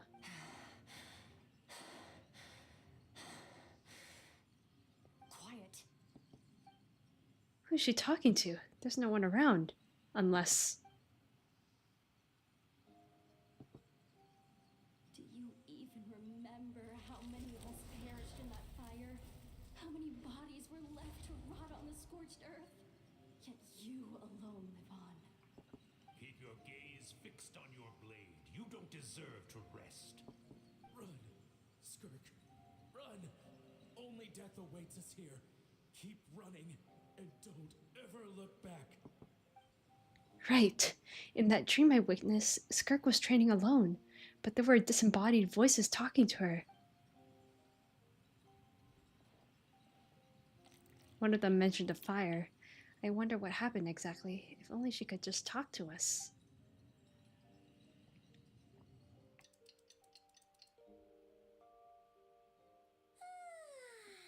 Getting an early night's sleep is the best.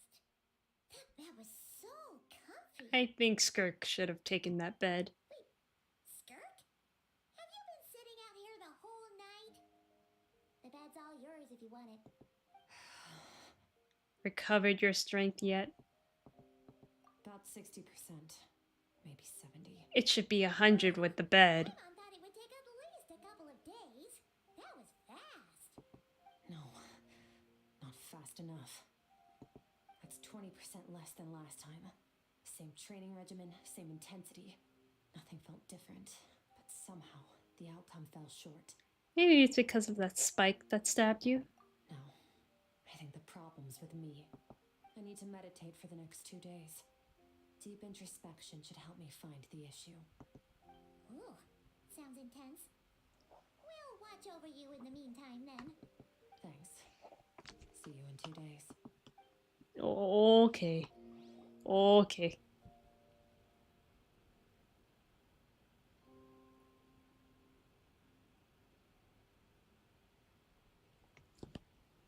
She's just sleeping.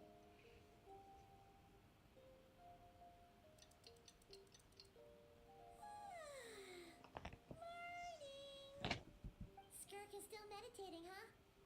It's been 2 days already. Shouldn't she be awake by now? Maybe it's not going too well. Paimon can't think of anything we can do to help. Oh wait! Breakfast! That's it!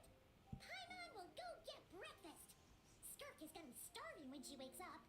Be right back.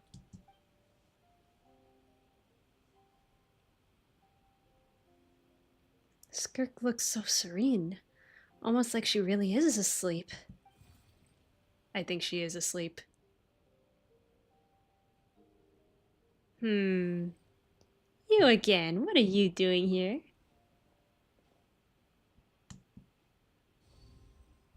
Come on, let me in. Let me in your head.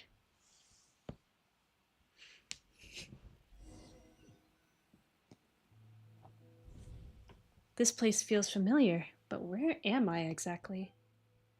There are towering cliffs, withered trees, and a strange river flowing from the horizon all the way here, but it's broken up several times along the way, with a waterfall at each breakpoint. On closer inspection, the color of the water is changing. The closer I get to the lower portion, the darker it becomes, almost as if...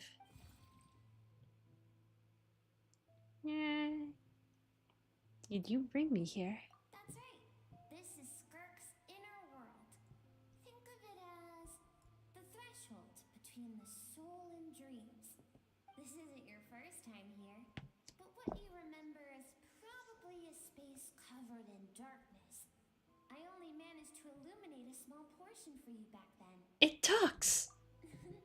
Actually, it's my first time talking to someone like this. I only managed to break free and bring you here because the injury weakened her power. I guess that's why I can speak again, too. Call it fate, if you want. I think that's the word they use in this world for lucky coincidences like this, right?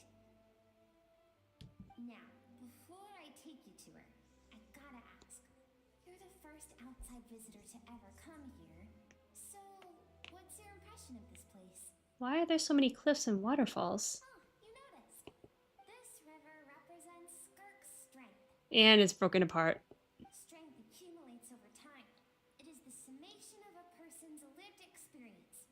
So this river is where all the fragments of Skirk's life should converge into a single stream of memories and emotions. going forward as one. But as you can see, this river has been severed numerous times. It's because SKIRK doesn't like who she was in the past. When all she sees reflected in the river is a disgraceful shadow of who she was, she cuts through water and rock with the sword of reason, severs her connection with the past, and begins anew. Wait, that reminds me of something. You must learn to shut out all the pointless emotion. Crush the self that makes you weak, and become master over your physical form. This isn't my first taste of failure or losing power.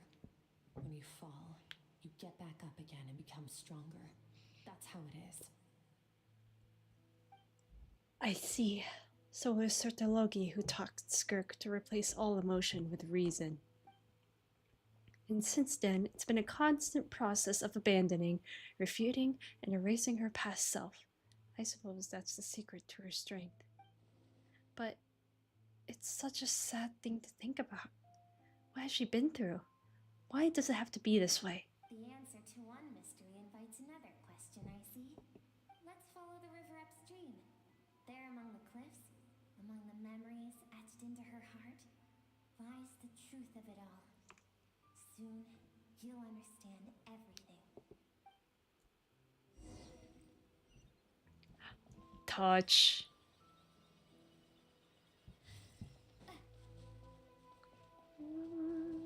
I love this music.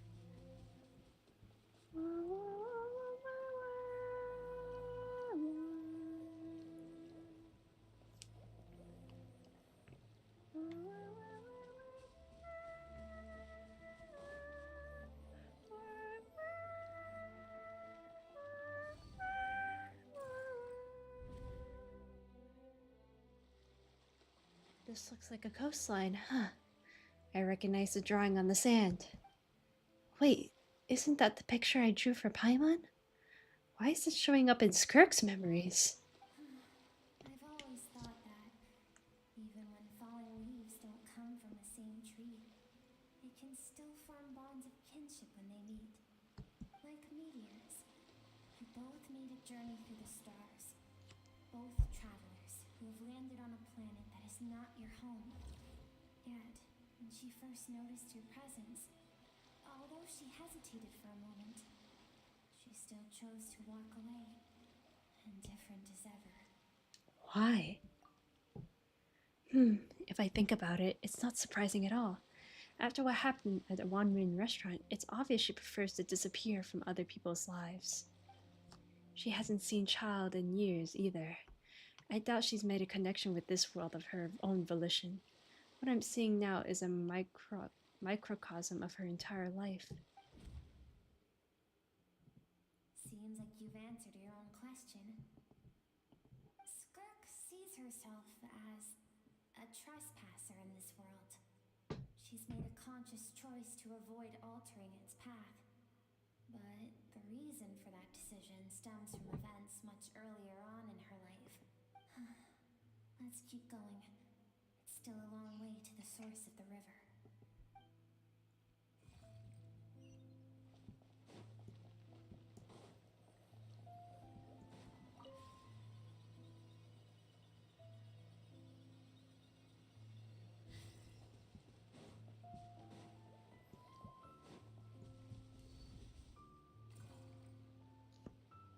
You now have what it takes to wield immense power. From this day forth, I shall teach you no more. No one can become a worthy warrior through imitation alone. I have given you fangs and claws. Now, you must learn to hunt. You wish me to travel the world beyond on my own, Master? Indeed. Make new friends. Embark on your own journey. And piece together a new future from the shattered remnants of your past. We will still have contact through the abyss. But know this. One day, I will take the life you worked so hard to rebuild and reduce it to ashes. just like the fire that haunts your mind. Why would you do that? I have told you before, fear is the catalyst for human evolution. Bruh. You have tasted loss. You have known fear, so deep it can be felt in the bones. But as living beings, we all have an instinct to detach from that which harms us. And thus, pain dampens over time. And the acrid taste of fear becomes but a distant memory. Yet now, I have bestowed upon you the gift of fear eternal. It will drown you in the nightmare of your childhood, or it shall drive you to defeat me, whatever the cost. The figure next to Skirk looks familiar. Right! I saw the same figure during the battle against the all-devouring narwhal. That is what Skirk's master, the foul Sertologi, looked like at one point in time. So he can change form? Of course. As a higher being, physical form is a triviality to him. He could appear as a beast, a human, or even a monster that defies description. The form you see him in here, clad in abyssal armor, is the one he usually wears when traveling through the stars. I used to think Sertologi and Skirk were just master and disciple, just like Skirk and Child. Now I see why Skirk chose to distance herself from humanity. Sertologi told her to put down roots here, while at the same time threatening to destroy whatever life she managed to create.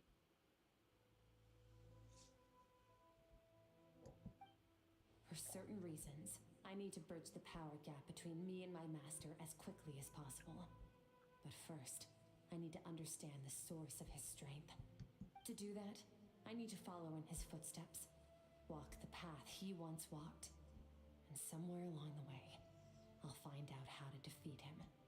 That is my sole focus. Wait, didn't he say make new friends? So that's what she meant. But I still don't understand why Sertologi would do that. From what he said, I didn't pick up on a conflict between them. I'll let you in on a little secret. The real Sertologi is terrifying. The scope of his power is impossible to understand until you experience it firsthand. It is absolute. The power to crush all things. Shall we keep going? Let's see.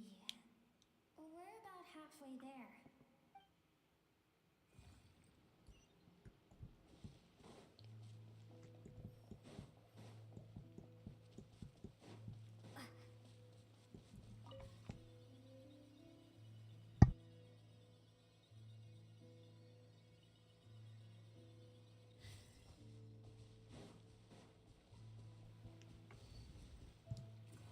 What now? This must be Skirk when she was a kid. We've made it quite a ways already. This is SKIRK, when she first began training under Sertologi. I have set your broken wrist. Tomorrow, you're to train twice as hard. No tears this time.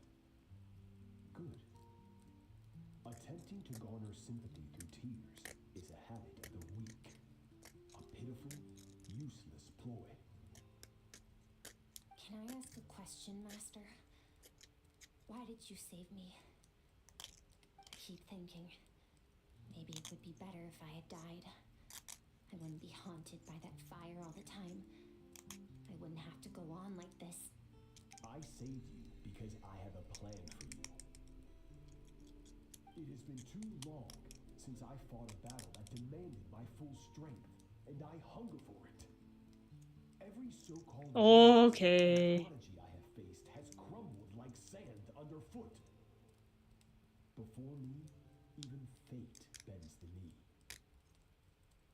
So, I will teach you everything I know.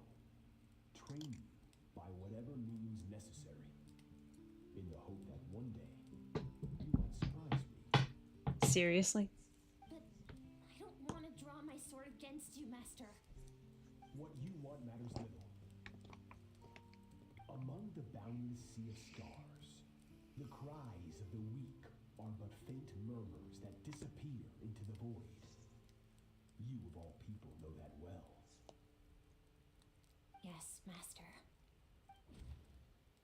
From that day forward, all she knew was grueling training, emptiness, and fatigue.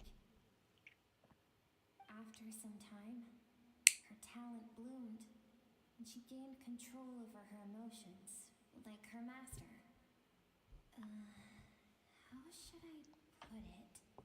It was not that human emotion disappeared from her heart, but that reason came to dictate all she was allowed to feel. I suppose it was at this point that she became the SKIRK you know today.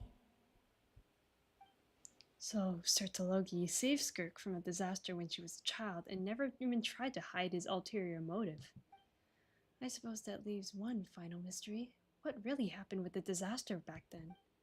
Sertologi's final words to Skirk were cold and cruel, but Skirk's reaction made it seem like it was the truth she knew all too well. I have a feeling it all comes back to what happened back then. We're nearly there. I almost don't want to reach the end. Well, shall we? This is the final stretch.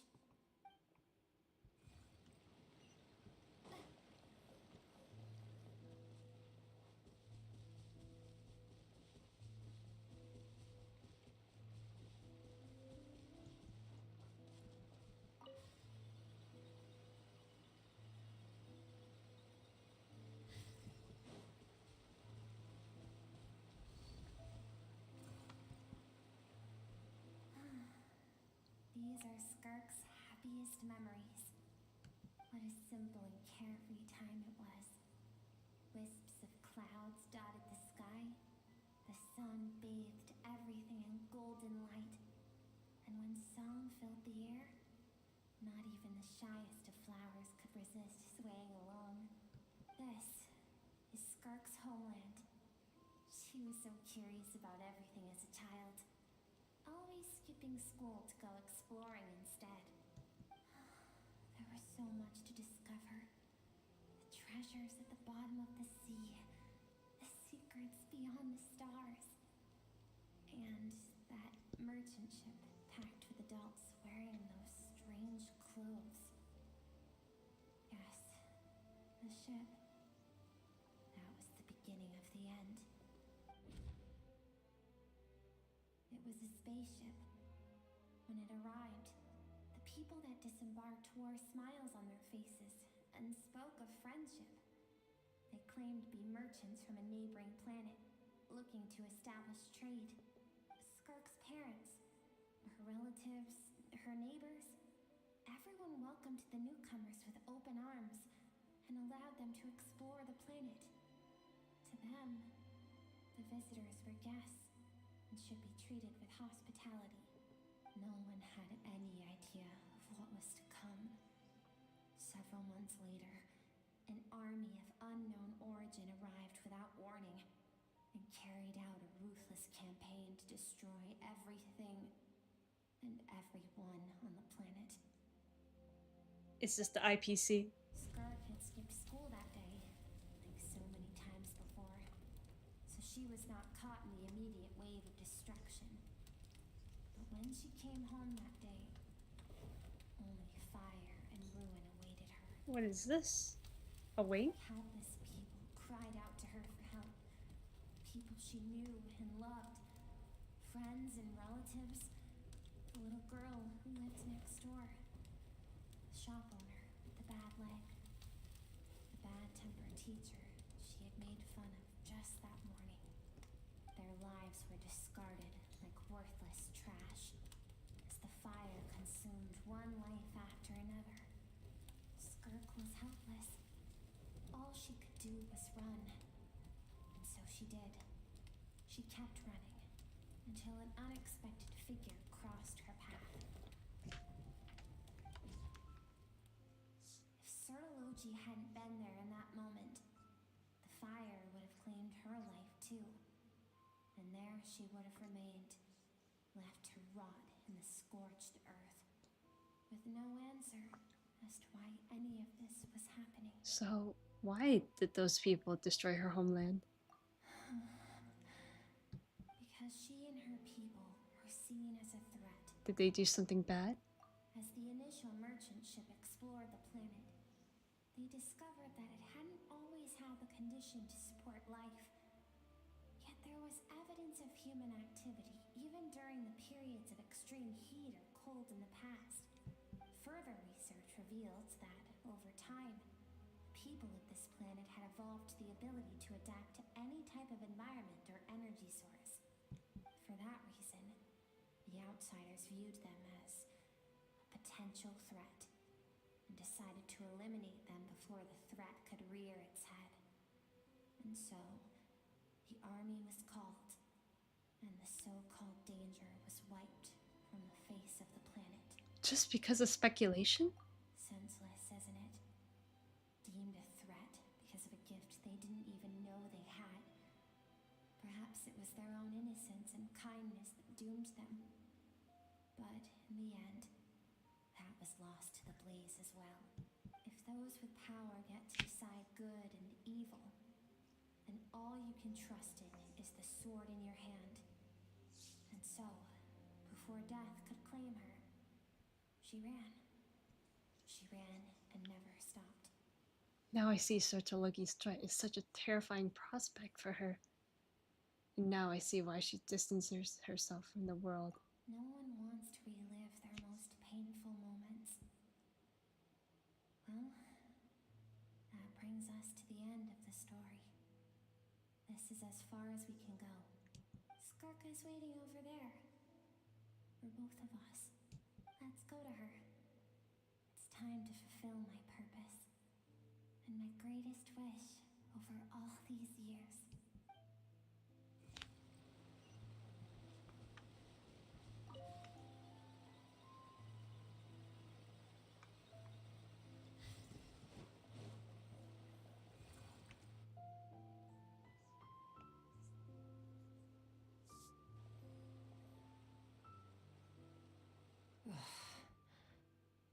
So all this, just so you could bring her here? I have things to say to you. Well, to me.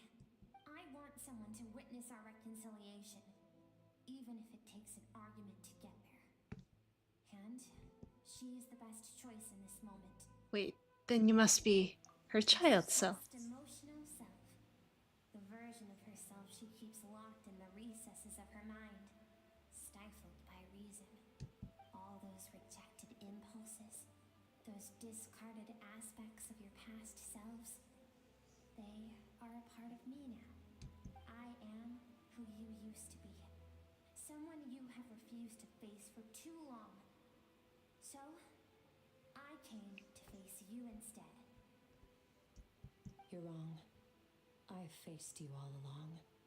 And that's exactly why I keep you locked here. Your existence makes me weak. Moments of joy and longing are when we are most vulnerable. Don't forget, it was a penchant for goodness over reason that doomed our homeland in the first place. The vastness of the universe renders everything insignificant. Our feelings most of all. Even so, learning from the mistakes of the past doesn't have to mean erasing everything. Strip yourself of your so-called weaknesses, emotions like kindness and empathy, and what makes you any different from the ruthless soldiers who slaughtered our people? The difference is that I'm doing what is right, what is necessary. I allow you to exist, but with limited freedom. That is the greatest kindness I can offer. I've shouldered everything you couldn't carry. I rose above the numbness and emptiness, and it was cold, unfeeling reason that brought me this far. It made me who I am. It made me strong. That is the problem. I want to shoulder those things together. On the grand scale of the entire universe, maybe our feelings are vanishingly small, but why should that mean they don't matter? Emotion gives warmth to the cold expanse of space. It gives meaning to the world around us. Think back to those nights of gazing at the stars, those afternoons of exploring the unknown. Think back and let grant you peace. A brief respite from the pressure you put on yourself. That isn't what we need. No, don't do it. Don't let her trap. Curious about why recovering your strength has taken longer than normal this time? Finally, we get to the important part. That is the only answer I came here to find. Then look around. Look at your inner world. You cast aside your dreams and curiosity, and in doing so, you lost your original motivation. You severed all connection to who you used to be, so you can no longer draw strength from your past. Now, the only things driving you forward are fear and survivor's guilt. But these It is definitely survivor's guilt. Oh my gosh. This river, the source of your strength, grows more polluted by the day. And you think that means I should seek help from a weak little thing like you? What? Your emotional self isn't weak.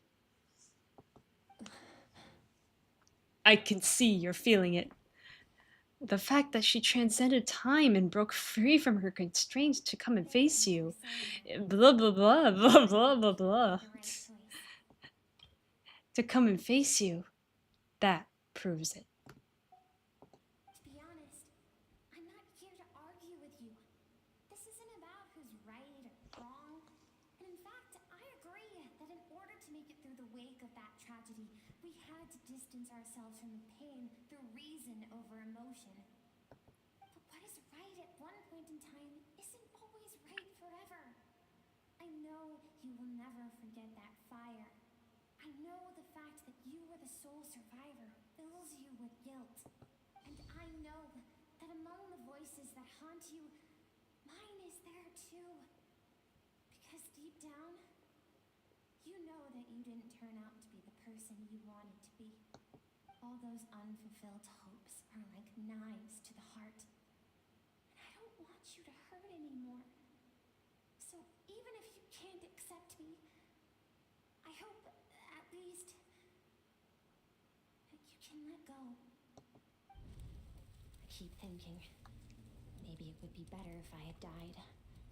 I wouldn't be haunted by that fire all the time. I wouldn't have to go on like this.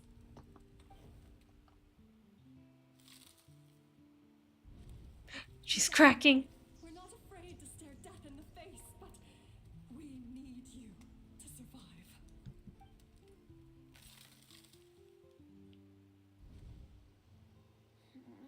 I'm sick of being a kid. There's so many amazing things out there. I'm ready to see them all.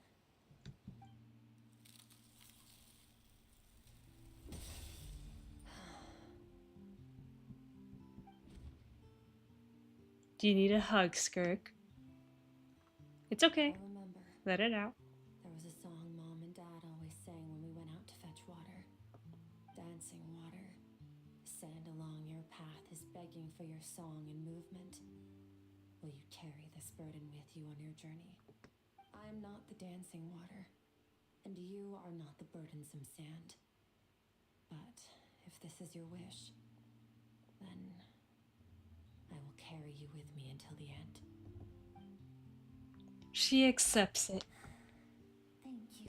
I should be thanking you. Cutscene. Aww.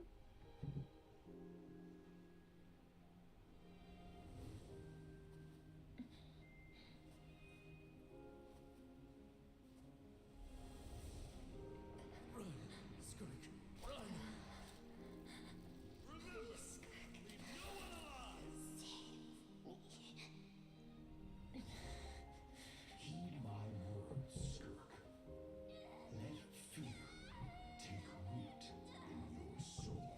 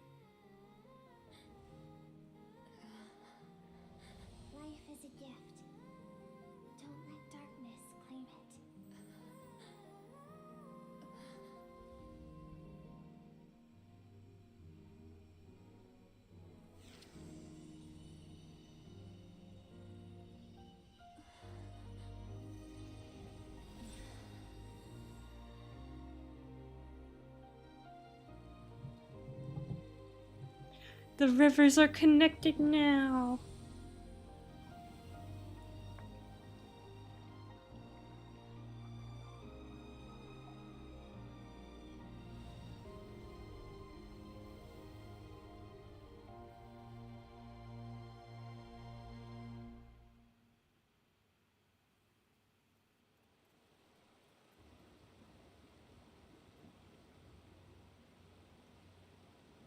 So, you saw my memories then? Yes, I did. I once asked my master if survival of the strongest was the law of the universe. He said no. But in a world without order, those with no moral boundaries tend to be the ones who survive. That isn't true strength. Power is not a substitute for doing what is right. That isn't true strength. That's why, after hearing his answer, an idea came to mind. An idea that, one day, I would create a new world order. One in which there would never be another tragedy like that fire. One in which power was not the law of the land. But that means I must defeat him. Because my master, Sertologi, is, at the core, a defier of all rules and order. Sounds like you have your work cut out for you. Yes, and not just because of the gap in our abilities, but also because I have no reason to see him as an enemy. Although his decision to train me was not made out of kindness, he did everything a master should. He saved my life, taught me the sword and the principles of strength. And for that, I respect him. But he intends to face you in battle one day. I know. And it's not something I want. But Master never goes back on his word. I have to treat everything he says as a promise. He's no longer into that. But he sends me messages through the abyss every now and then. Most of them are simple greetings, or an answer to one of my questions. Every time I hear from him, my heart skips a beat. And I wonder if this is the moment where he'll finally appear before me and tear down everything I've built to pieces. Maybe that means I do live in eternal fear, just like he said. Yes, I respect him, but I'm also afraid of him. And for that reason, the pursuit of strength consumes every moment of my life. I don't know what Master has planned, but I have to be ready. If he does attack you one day, I'll help you. Help me? Why? This isn't your fight. Because if we want to build the world we both want to see, everyone has to be willing to fight for it. And we are friends. If we all do our part, we can make the entire universe a kinder place.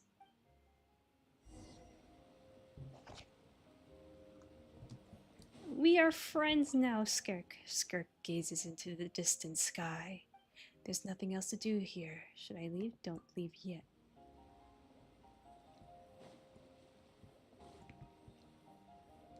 Okay, really what should I do? Leave together. Or I can't take a picture!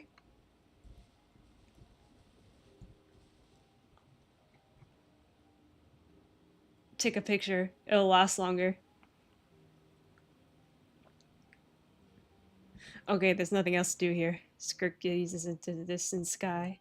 There's nothing else to do here. Should I leave? Leave.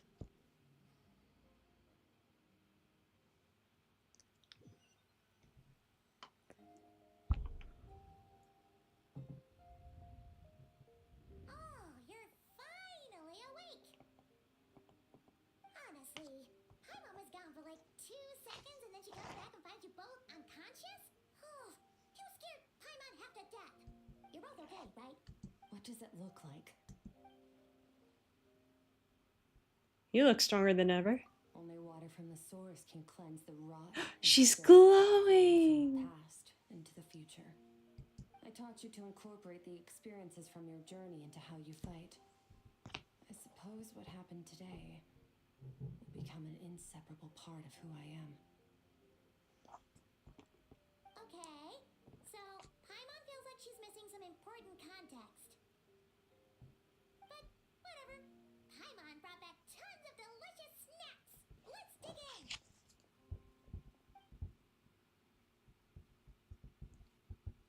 Three of you what? It's about time we finished what we started. Wait. The three of you enjoy the snacks. Munch munch. Let's show them what we're made of. This time, I'm not going to tell you to hold back. But having digested even more power in the meantime, he's going to be tougher than before. The good news is, we have no reason to pull our punches this time. So, let's go. Same place as last time.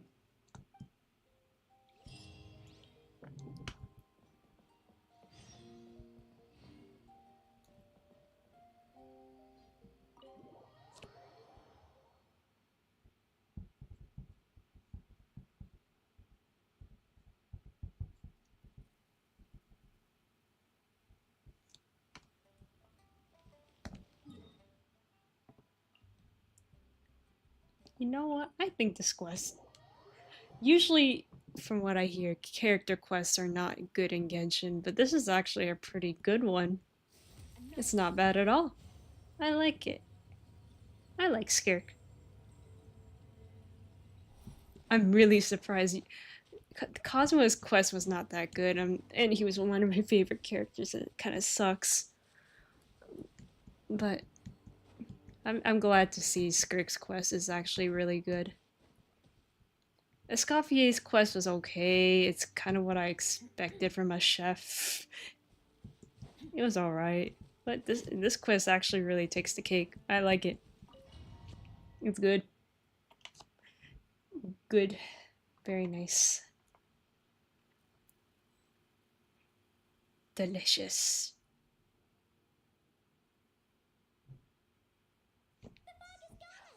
Okay, we're in the mouth of the...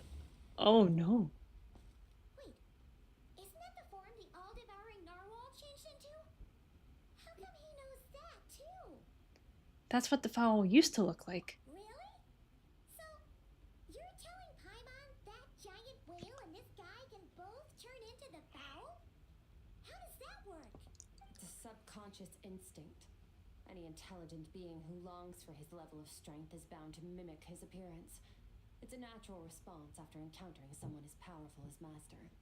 To them, he represents ultimate power.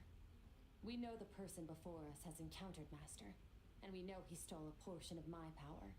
So it's not surprising that he would assume this form. Okay. Oh, the closer Paimon looks, the more intimidating it gets. Nervalette isn't here this time, so it's up to us. He won't have the nerve to steal again after we're done with him. Let's teach this guy a lesson. I think we will be fine with SKIRK by our side.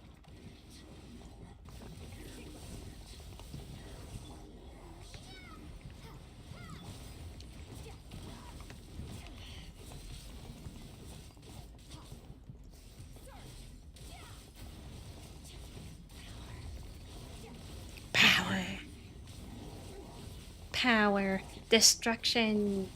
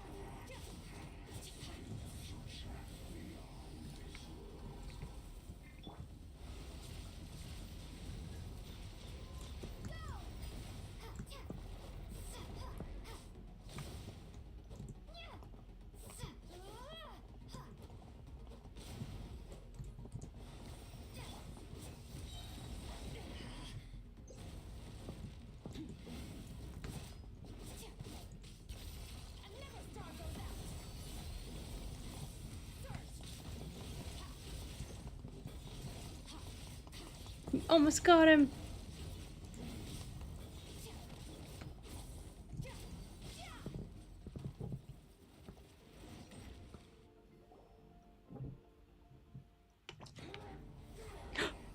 Cutscene.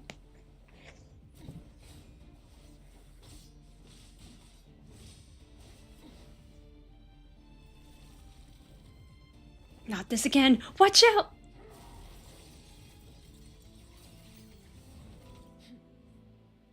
Haven't had enough of my power.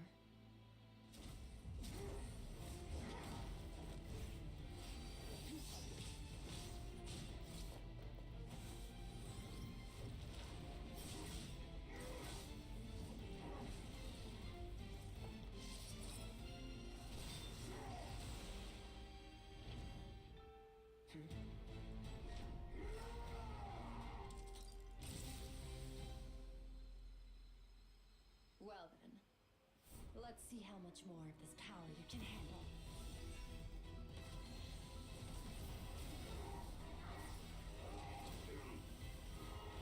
Whoa.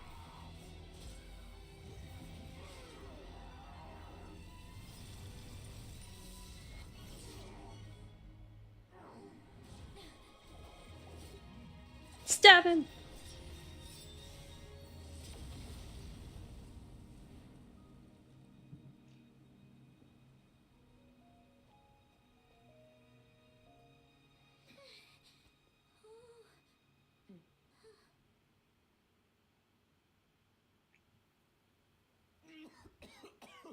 Okay, it's a regular guy. Well, have you come to your senses? You saw that my body was at its limit. So, you deliberately channeled your power into me, knowing that it would destroy my shell from within. Such power. Such keen battle instincts. So, you must... Conrian. SKIRK, Sir Logi's disciple. How long has it been? How long has he been away from Tevat? Hundreds of years. Hundreds? Sorry. It's a lot to take in. I should introduce myself. I am Skafnungar, a friend of your master and one of his followers. This is the first time I've heard your name, SKIRK. But hundreds of years ago, I knew you existed. And I knew you would come here. Hundreds of years ago? Sounds like you and Master have quite the history. Care to tell us about it? Of course. Might as well take advantage of a clear head while I can. The story starts a long, long time ago. I was born into a noble family in Conria. As the eldest son, I was set to inherit our title. But I contracted an incurable illness as a child, and everyone gave up on me. And yet you're still here. I trained the sword harder than anyone else, defeated all of my peers. But it was all in vain. When other people looked at me, all I saw in their eyes was pity, or a strange glee in my misfortune. Even my parents were just waiting for me to die. Over time, my heart hardened, and I became aimless. That was the point where I met your master, Sir Logi. We were similar in age, but different in background. He was born in prison, the son of criminals who had been sentenced to death. He spent his childhood wandering the streets, facing more criticism than the literary works in the Universitas Magistrorum.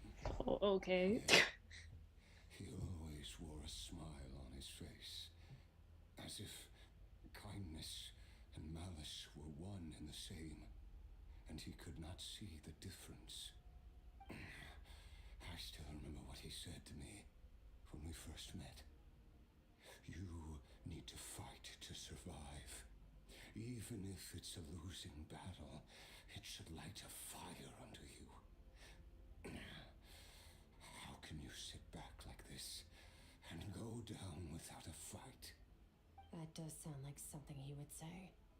He was the first to acknowledge that I was worth something, and he inspired me to keep going. When we sparred together, it was the first time I'd actually felt the thrill of combat. When I was 10, he stole forbidden research materials and managed to cure my illness. It was like there was nothing in this world he couldn't accomplish. When it came to the human form, he was always intent on pushing the boundaries of possibility. But somewhere along the way, I fell behind. My talents were nothing compared to his, and at some point, I realized he had pulled so far ahead, I was too embarrassed to even ask him to spar. After his grand endeavor was successful, he sought me out and said to me, "This planet no longer holds anything of interest to me, so I'm leaving. But first, I have an offer. I can use a power I have just refined to break the curse of immortality for you. Your death was once what we worked so hard to prevent. But the immortality you now face is a different kind of pain altogether." I'll pass. Immortality doesn't sound so bad to me. Since I can't die, it means I have an infinite amount of time to get stronger. Maybe I'll finally catch up to you one day, and we can spar like we used to. Are you sure? I cannot say when I will return. Your body, or rather, your soul, might not be able to withstand this curse. All I can do is try. After all, a wise man once told me, people need to fight for their own survival. Wise indeed. Nevertheless, if you grow weary of the pain of immortality and wish to experience a good sparring match before you wither away, seek out my disciple. Disciple? Never thought I'd hear that word coming from you. Nor I. But Benefactor said I was destined to find a disciple out there in the universe and bring her to Tibet. You know as well as I, Venifenir's prophecies are never wrong. Well, now I'm curious about who this disciple of yours will be. All Venifenir said was that one day the stars shall bow in her honor. Sounds pretty impressive. Of course. Only the most outstanding people would have the right to become my disciple. Still self-assured as ever, I see. But you're not wrong. I'll be leaving them. Oh, and if you are serious about getting stronger, I left you a little gift in the primordial sea. As I've said before, walk whatever path you want. Freedom means even the wicked get to make their own choices. Waiting for me in the primordial sea was the all-devouring narwhal, already beaten into submission by Sertologi. In its weakened state, I was able to cut off part of its flesh and sew it into my own heart. Oh, okay. Heart? That sounds like torture. How did you even survive that? Because, of course, I bear the curse of immortality. So, you used the curse to turn yourself into a vessel for power.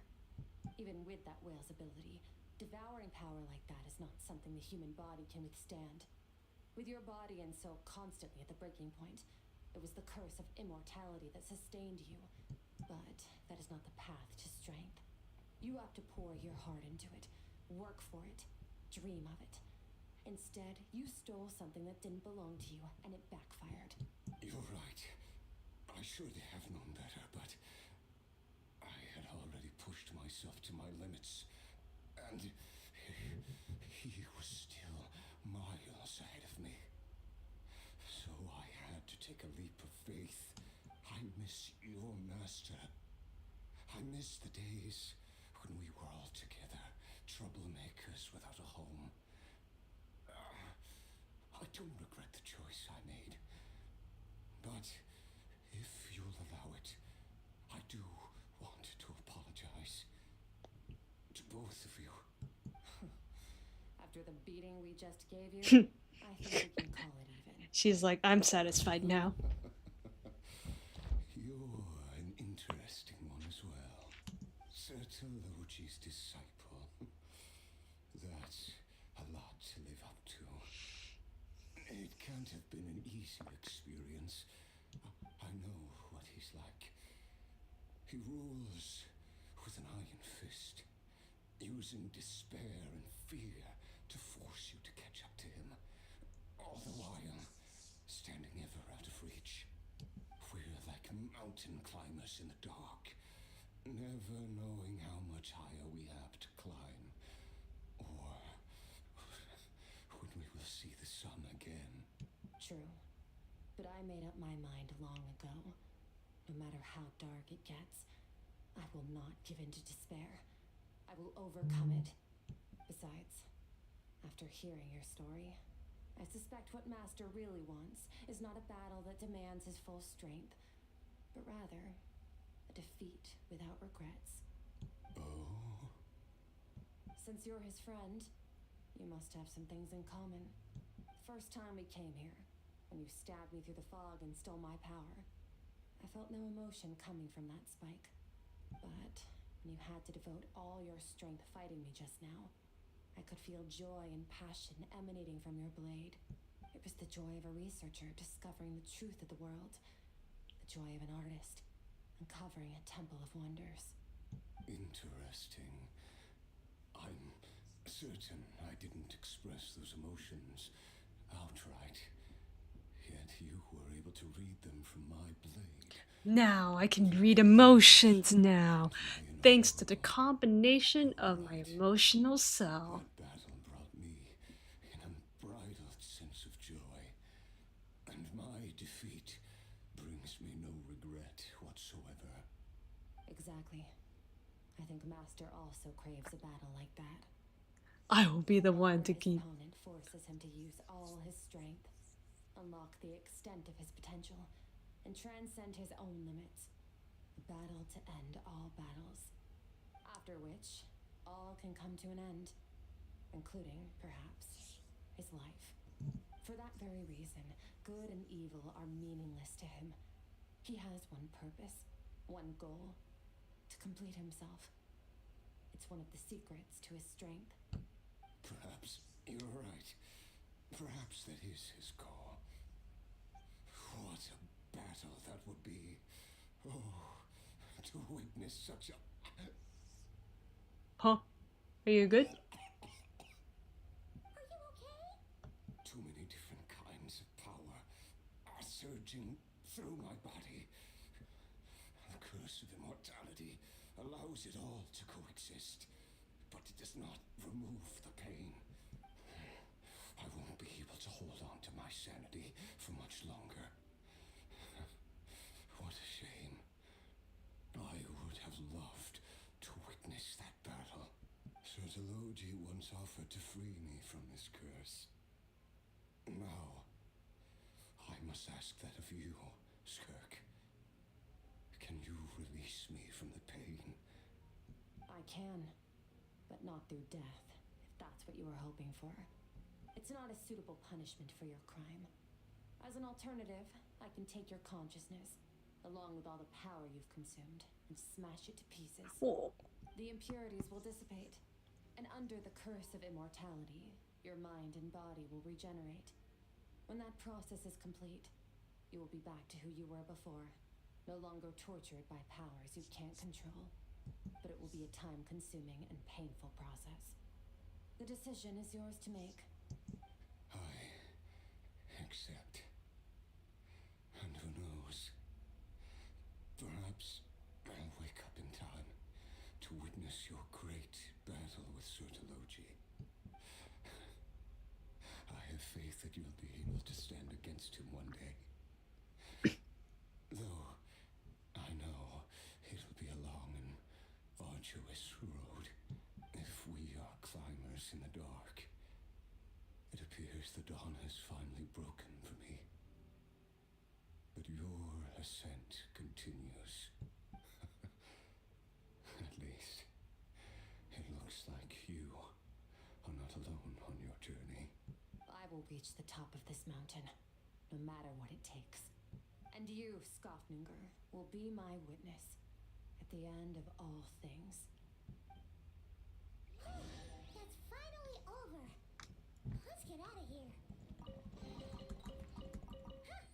At least we don't have to make a mad dash for the exit like last time.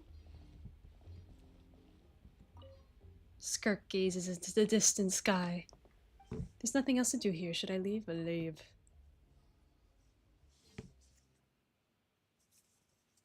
Now what?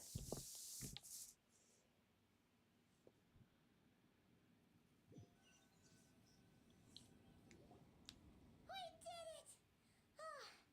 It's only been a few days, but it feels like forever.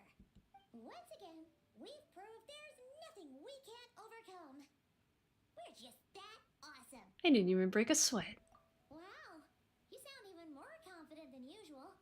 Guess you really have become stronger.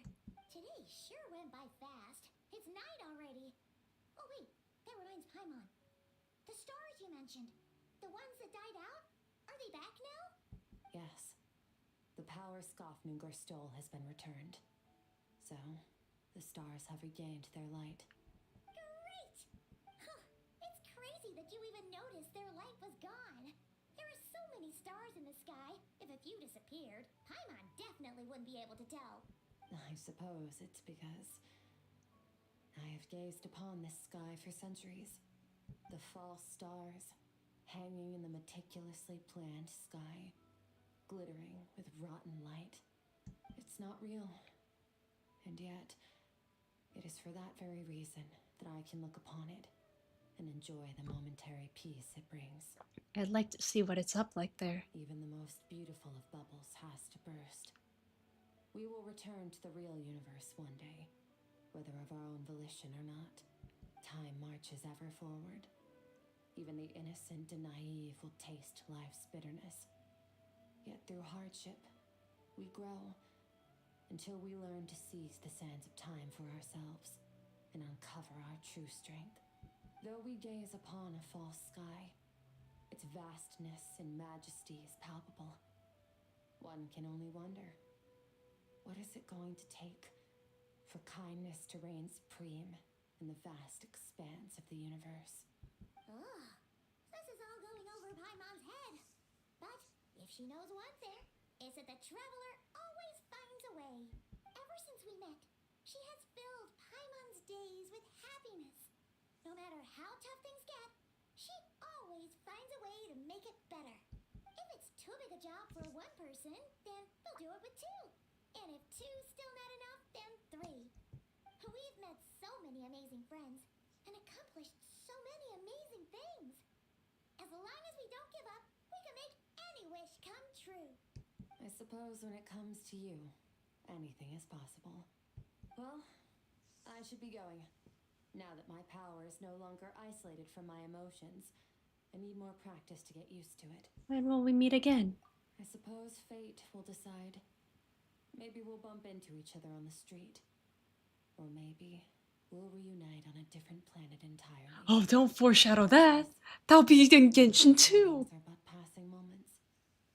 More than anything.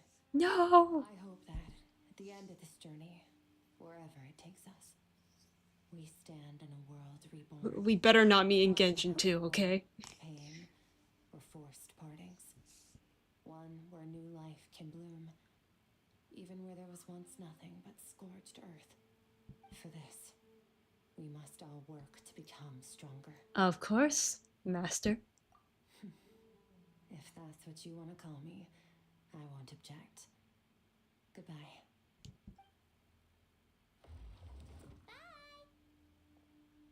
Bye, Master. Is it just Paimon, or is she being nicer than before? We definitely count as friends after all that, don't you think? Yes. Hey, what do you think about camping here tonight? There's nothing quite like sleeping under the stars. Come tomorrow, we can continue our journey. Oh, and since Paimon treated you to that super nice meal at Wanmin Restaurant, it's about time you return the favor. You have money? Isn't your tab my tab? Whispers Between Stars and Night completed. We are done. No more. Okay, I'm gonna end stream now. I need to sleep. I got my 60 primos and I got what I wanted for. Alright. Goodbye.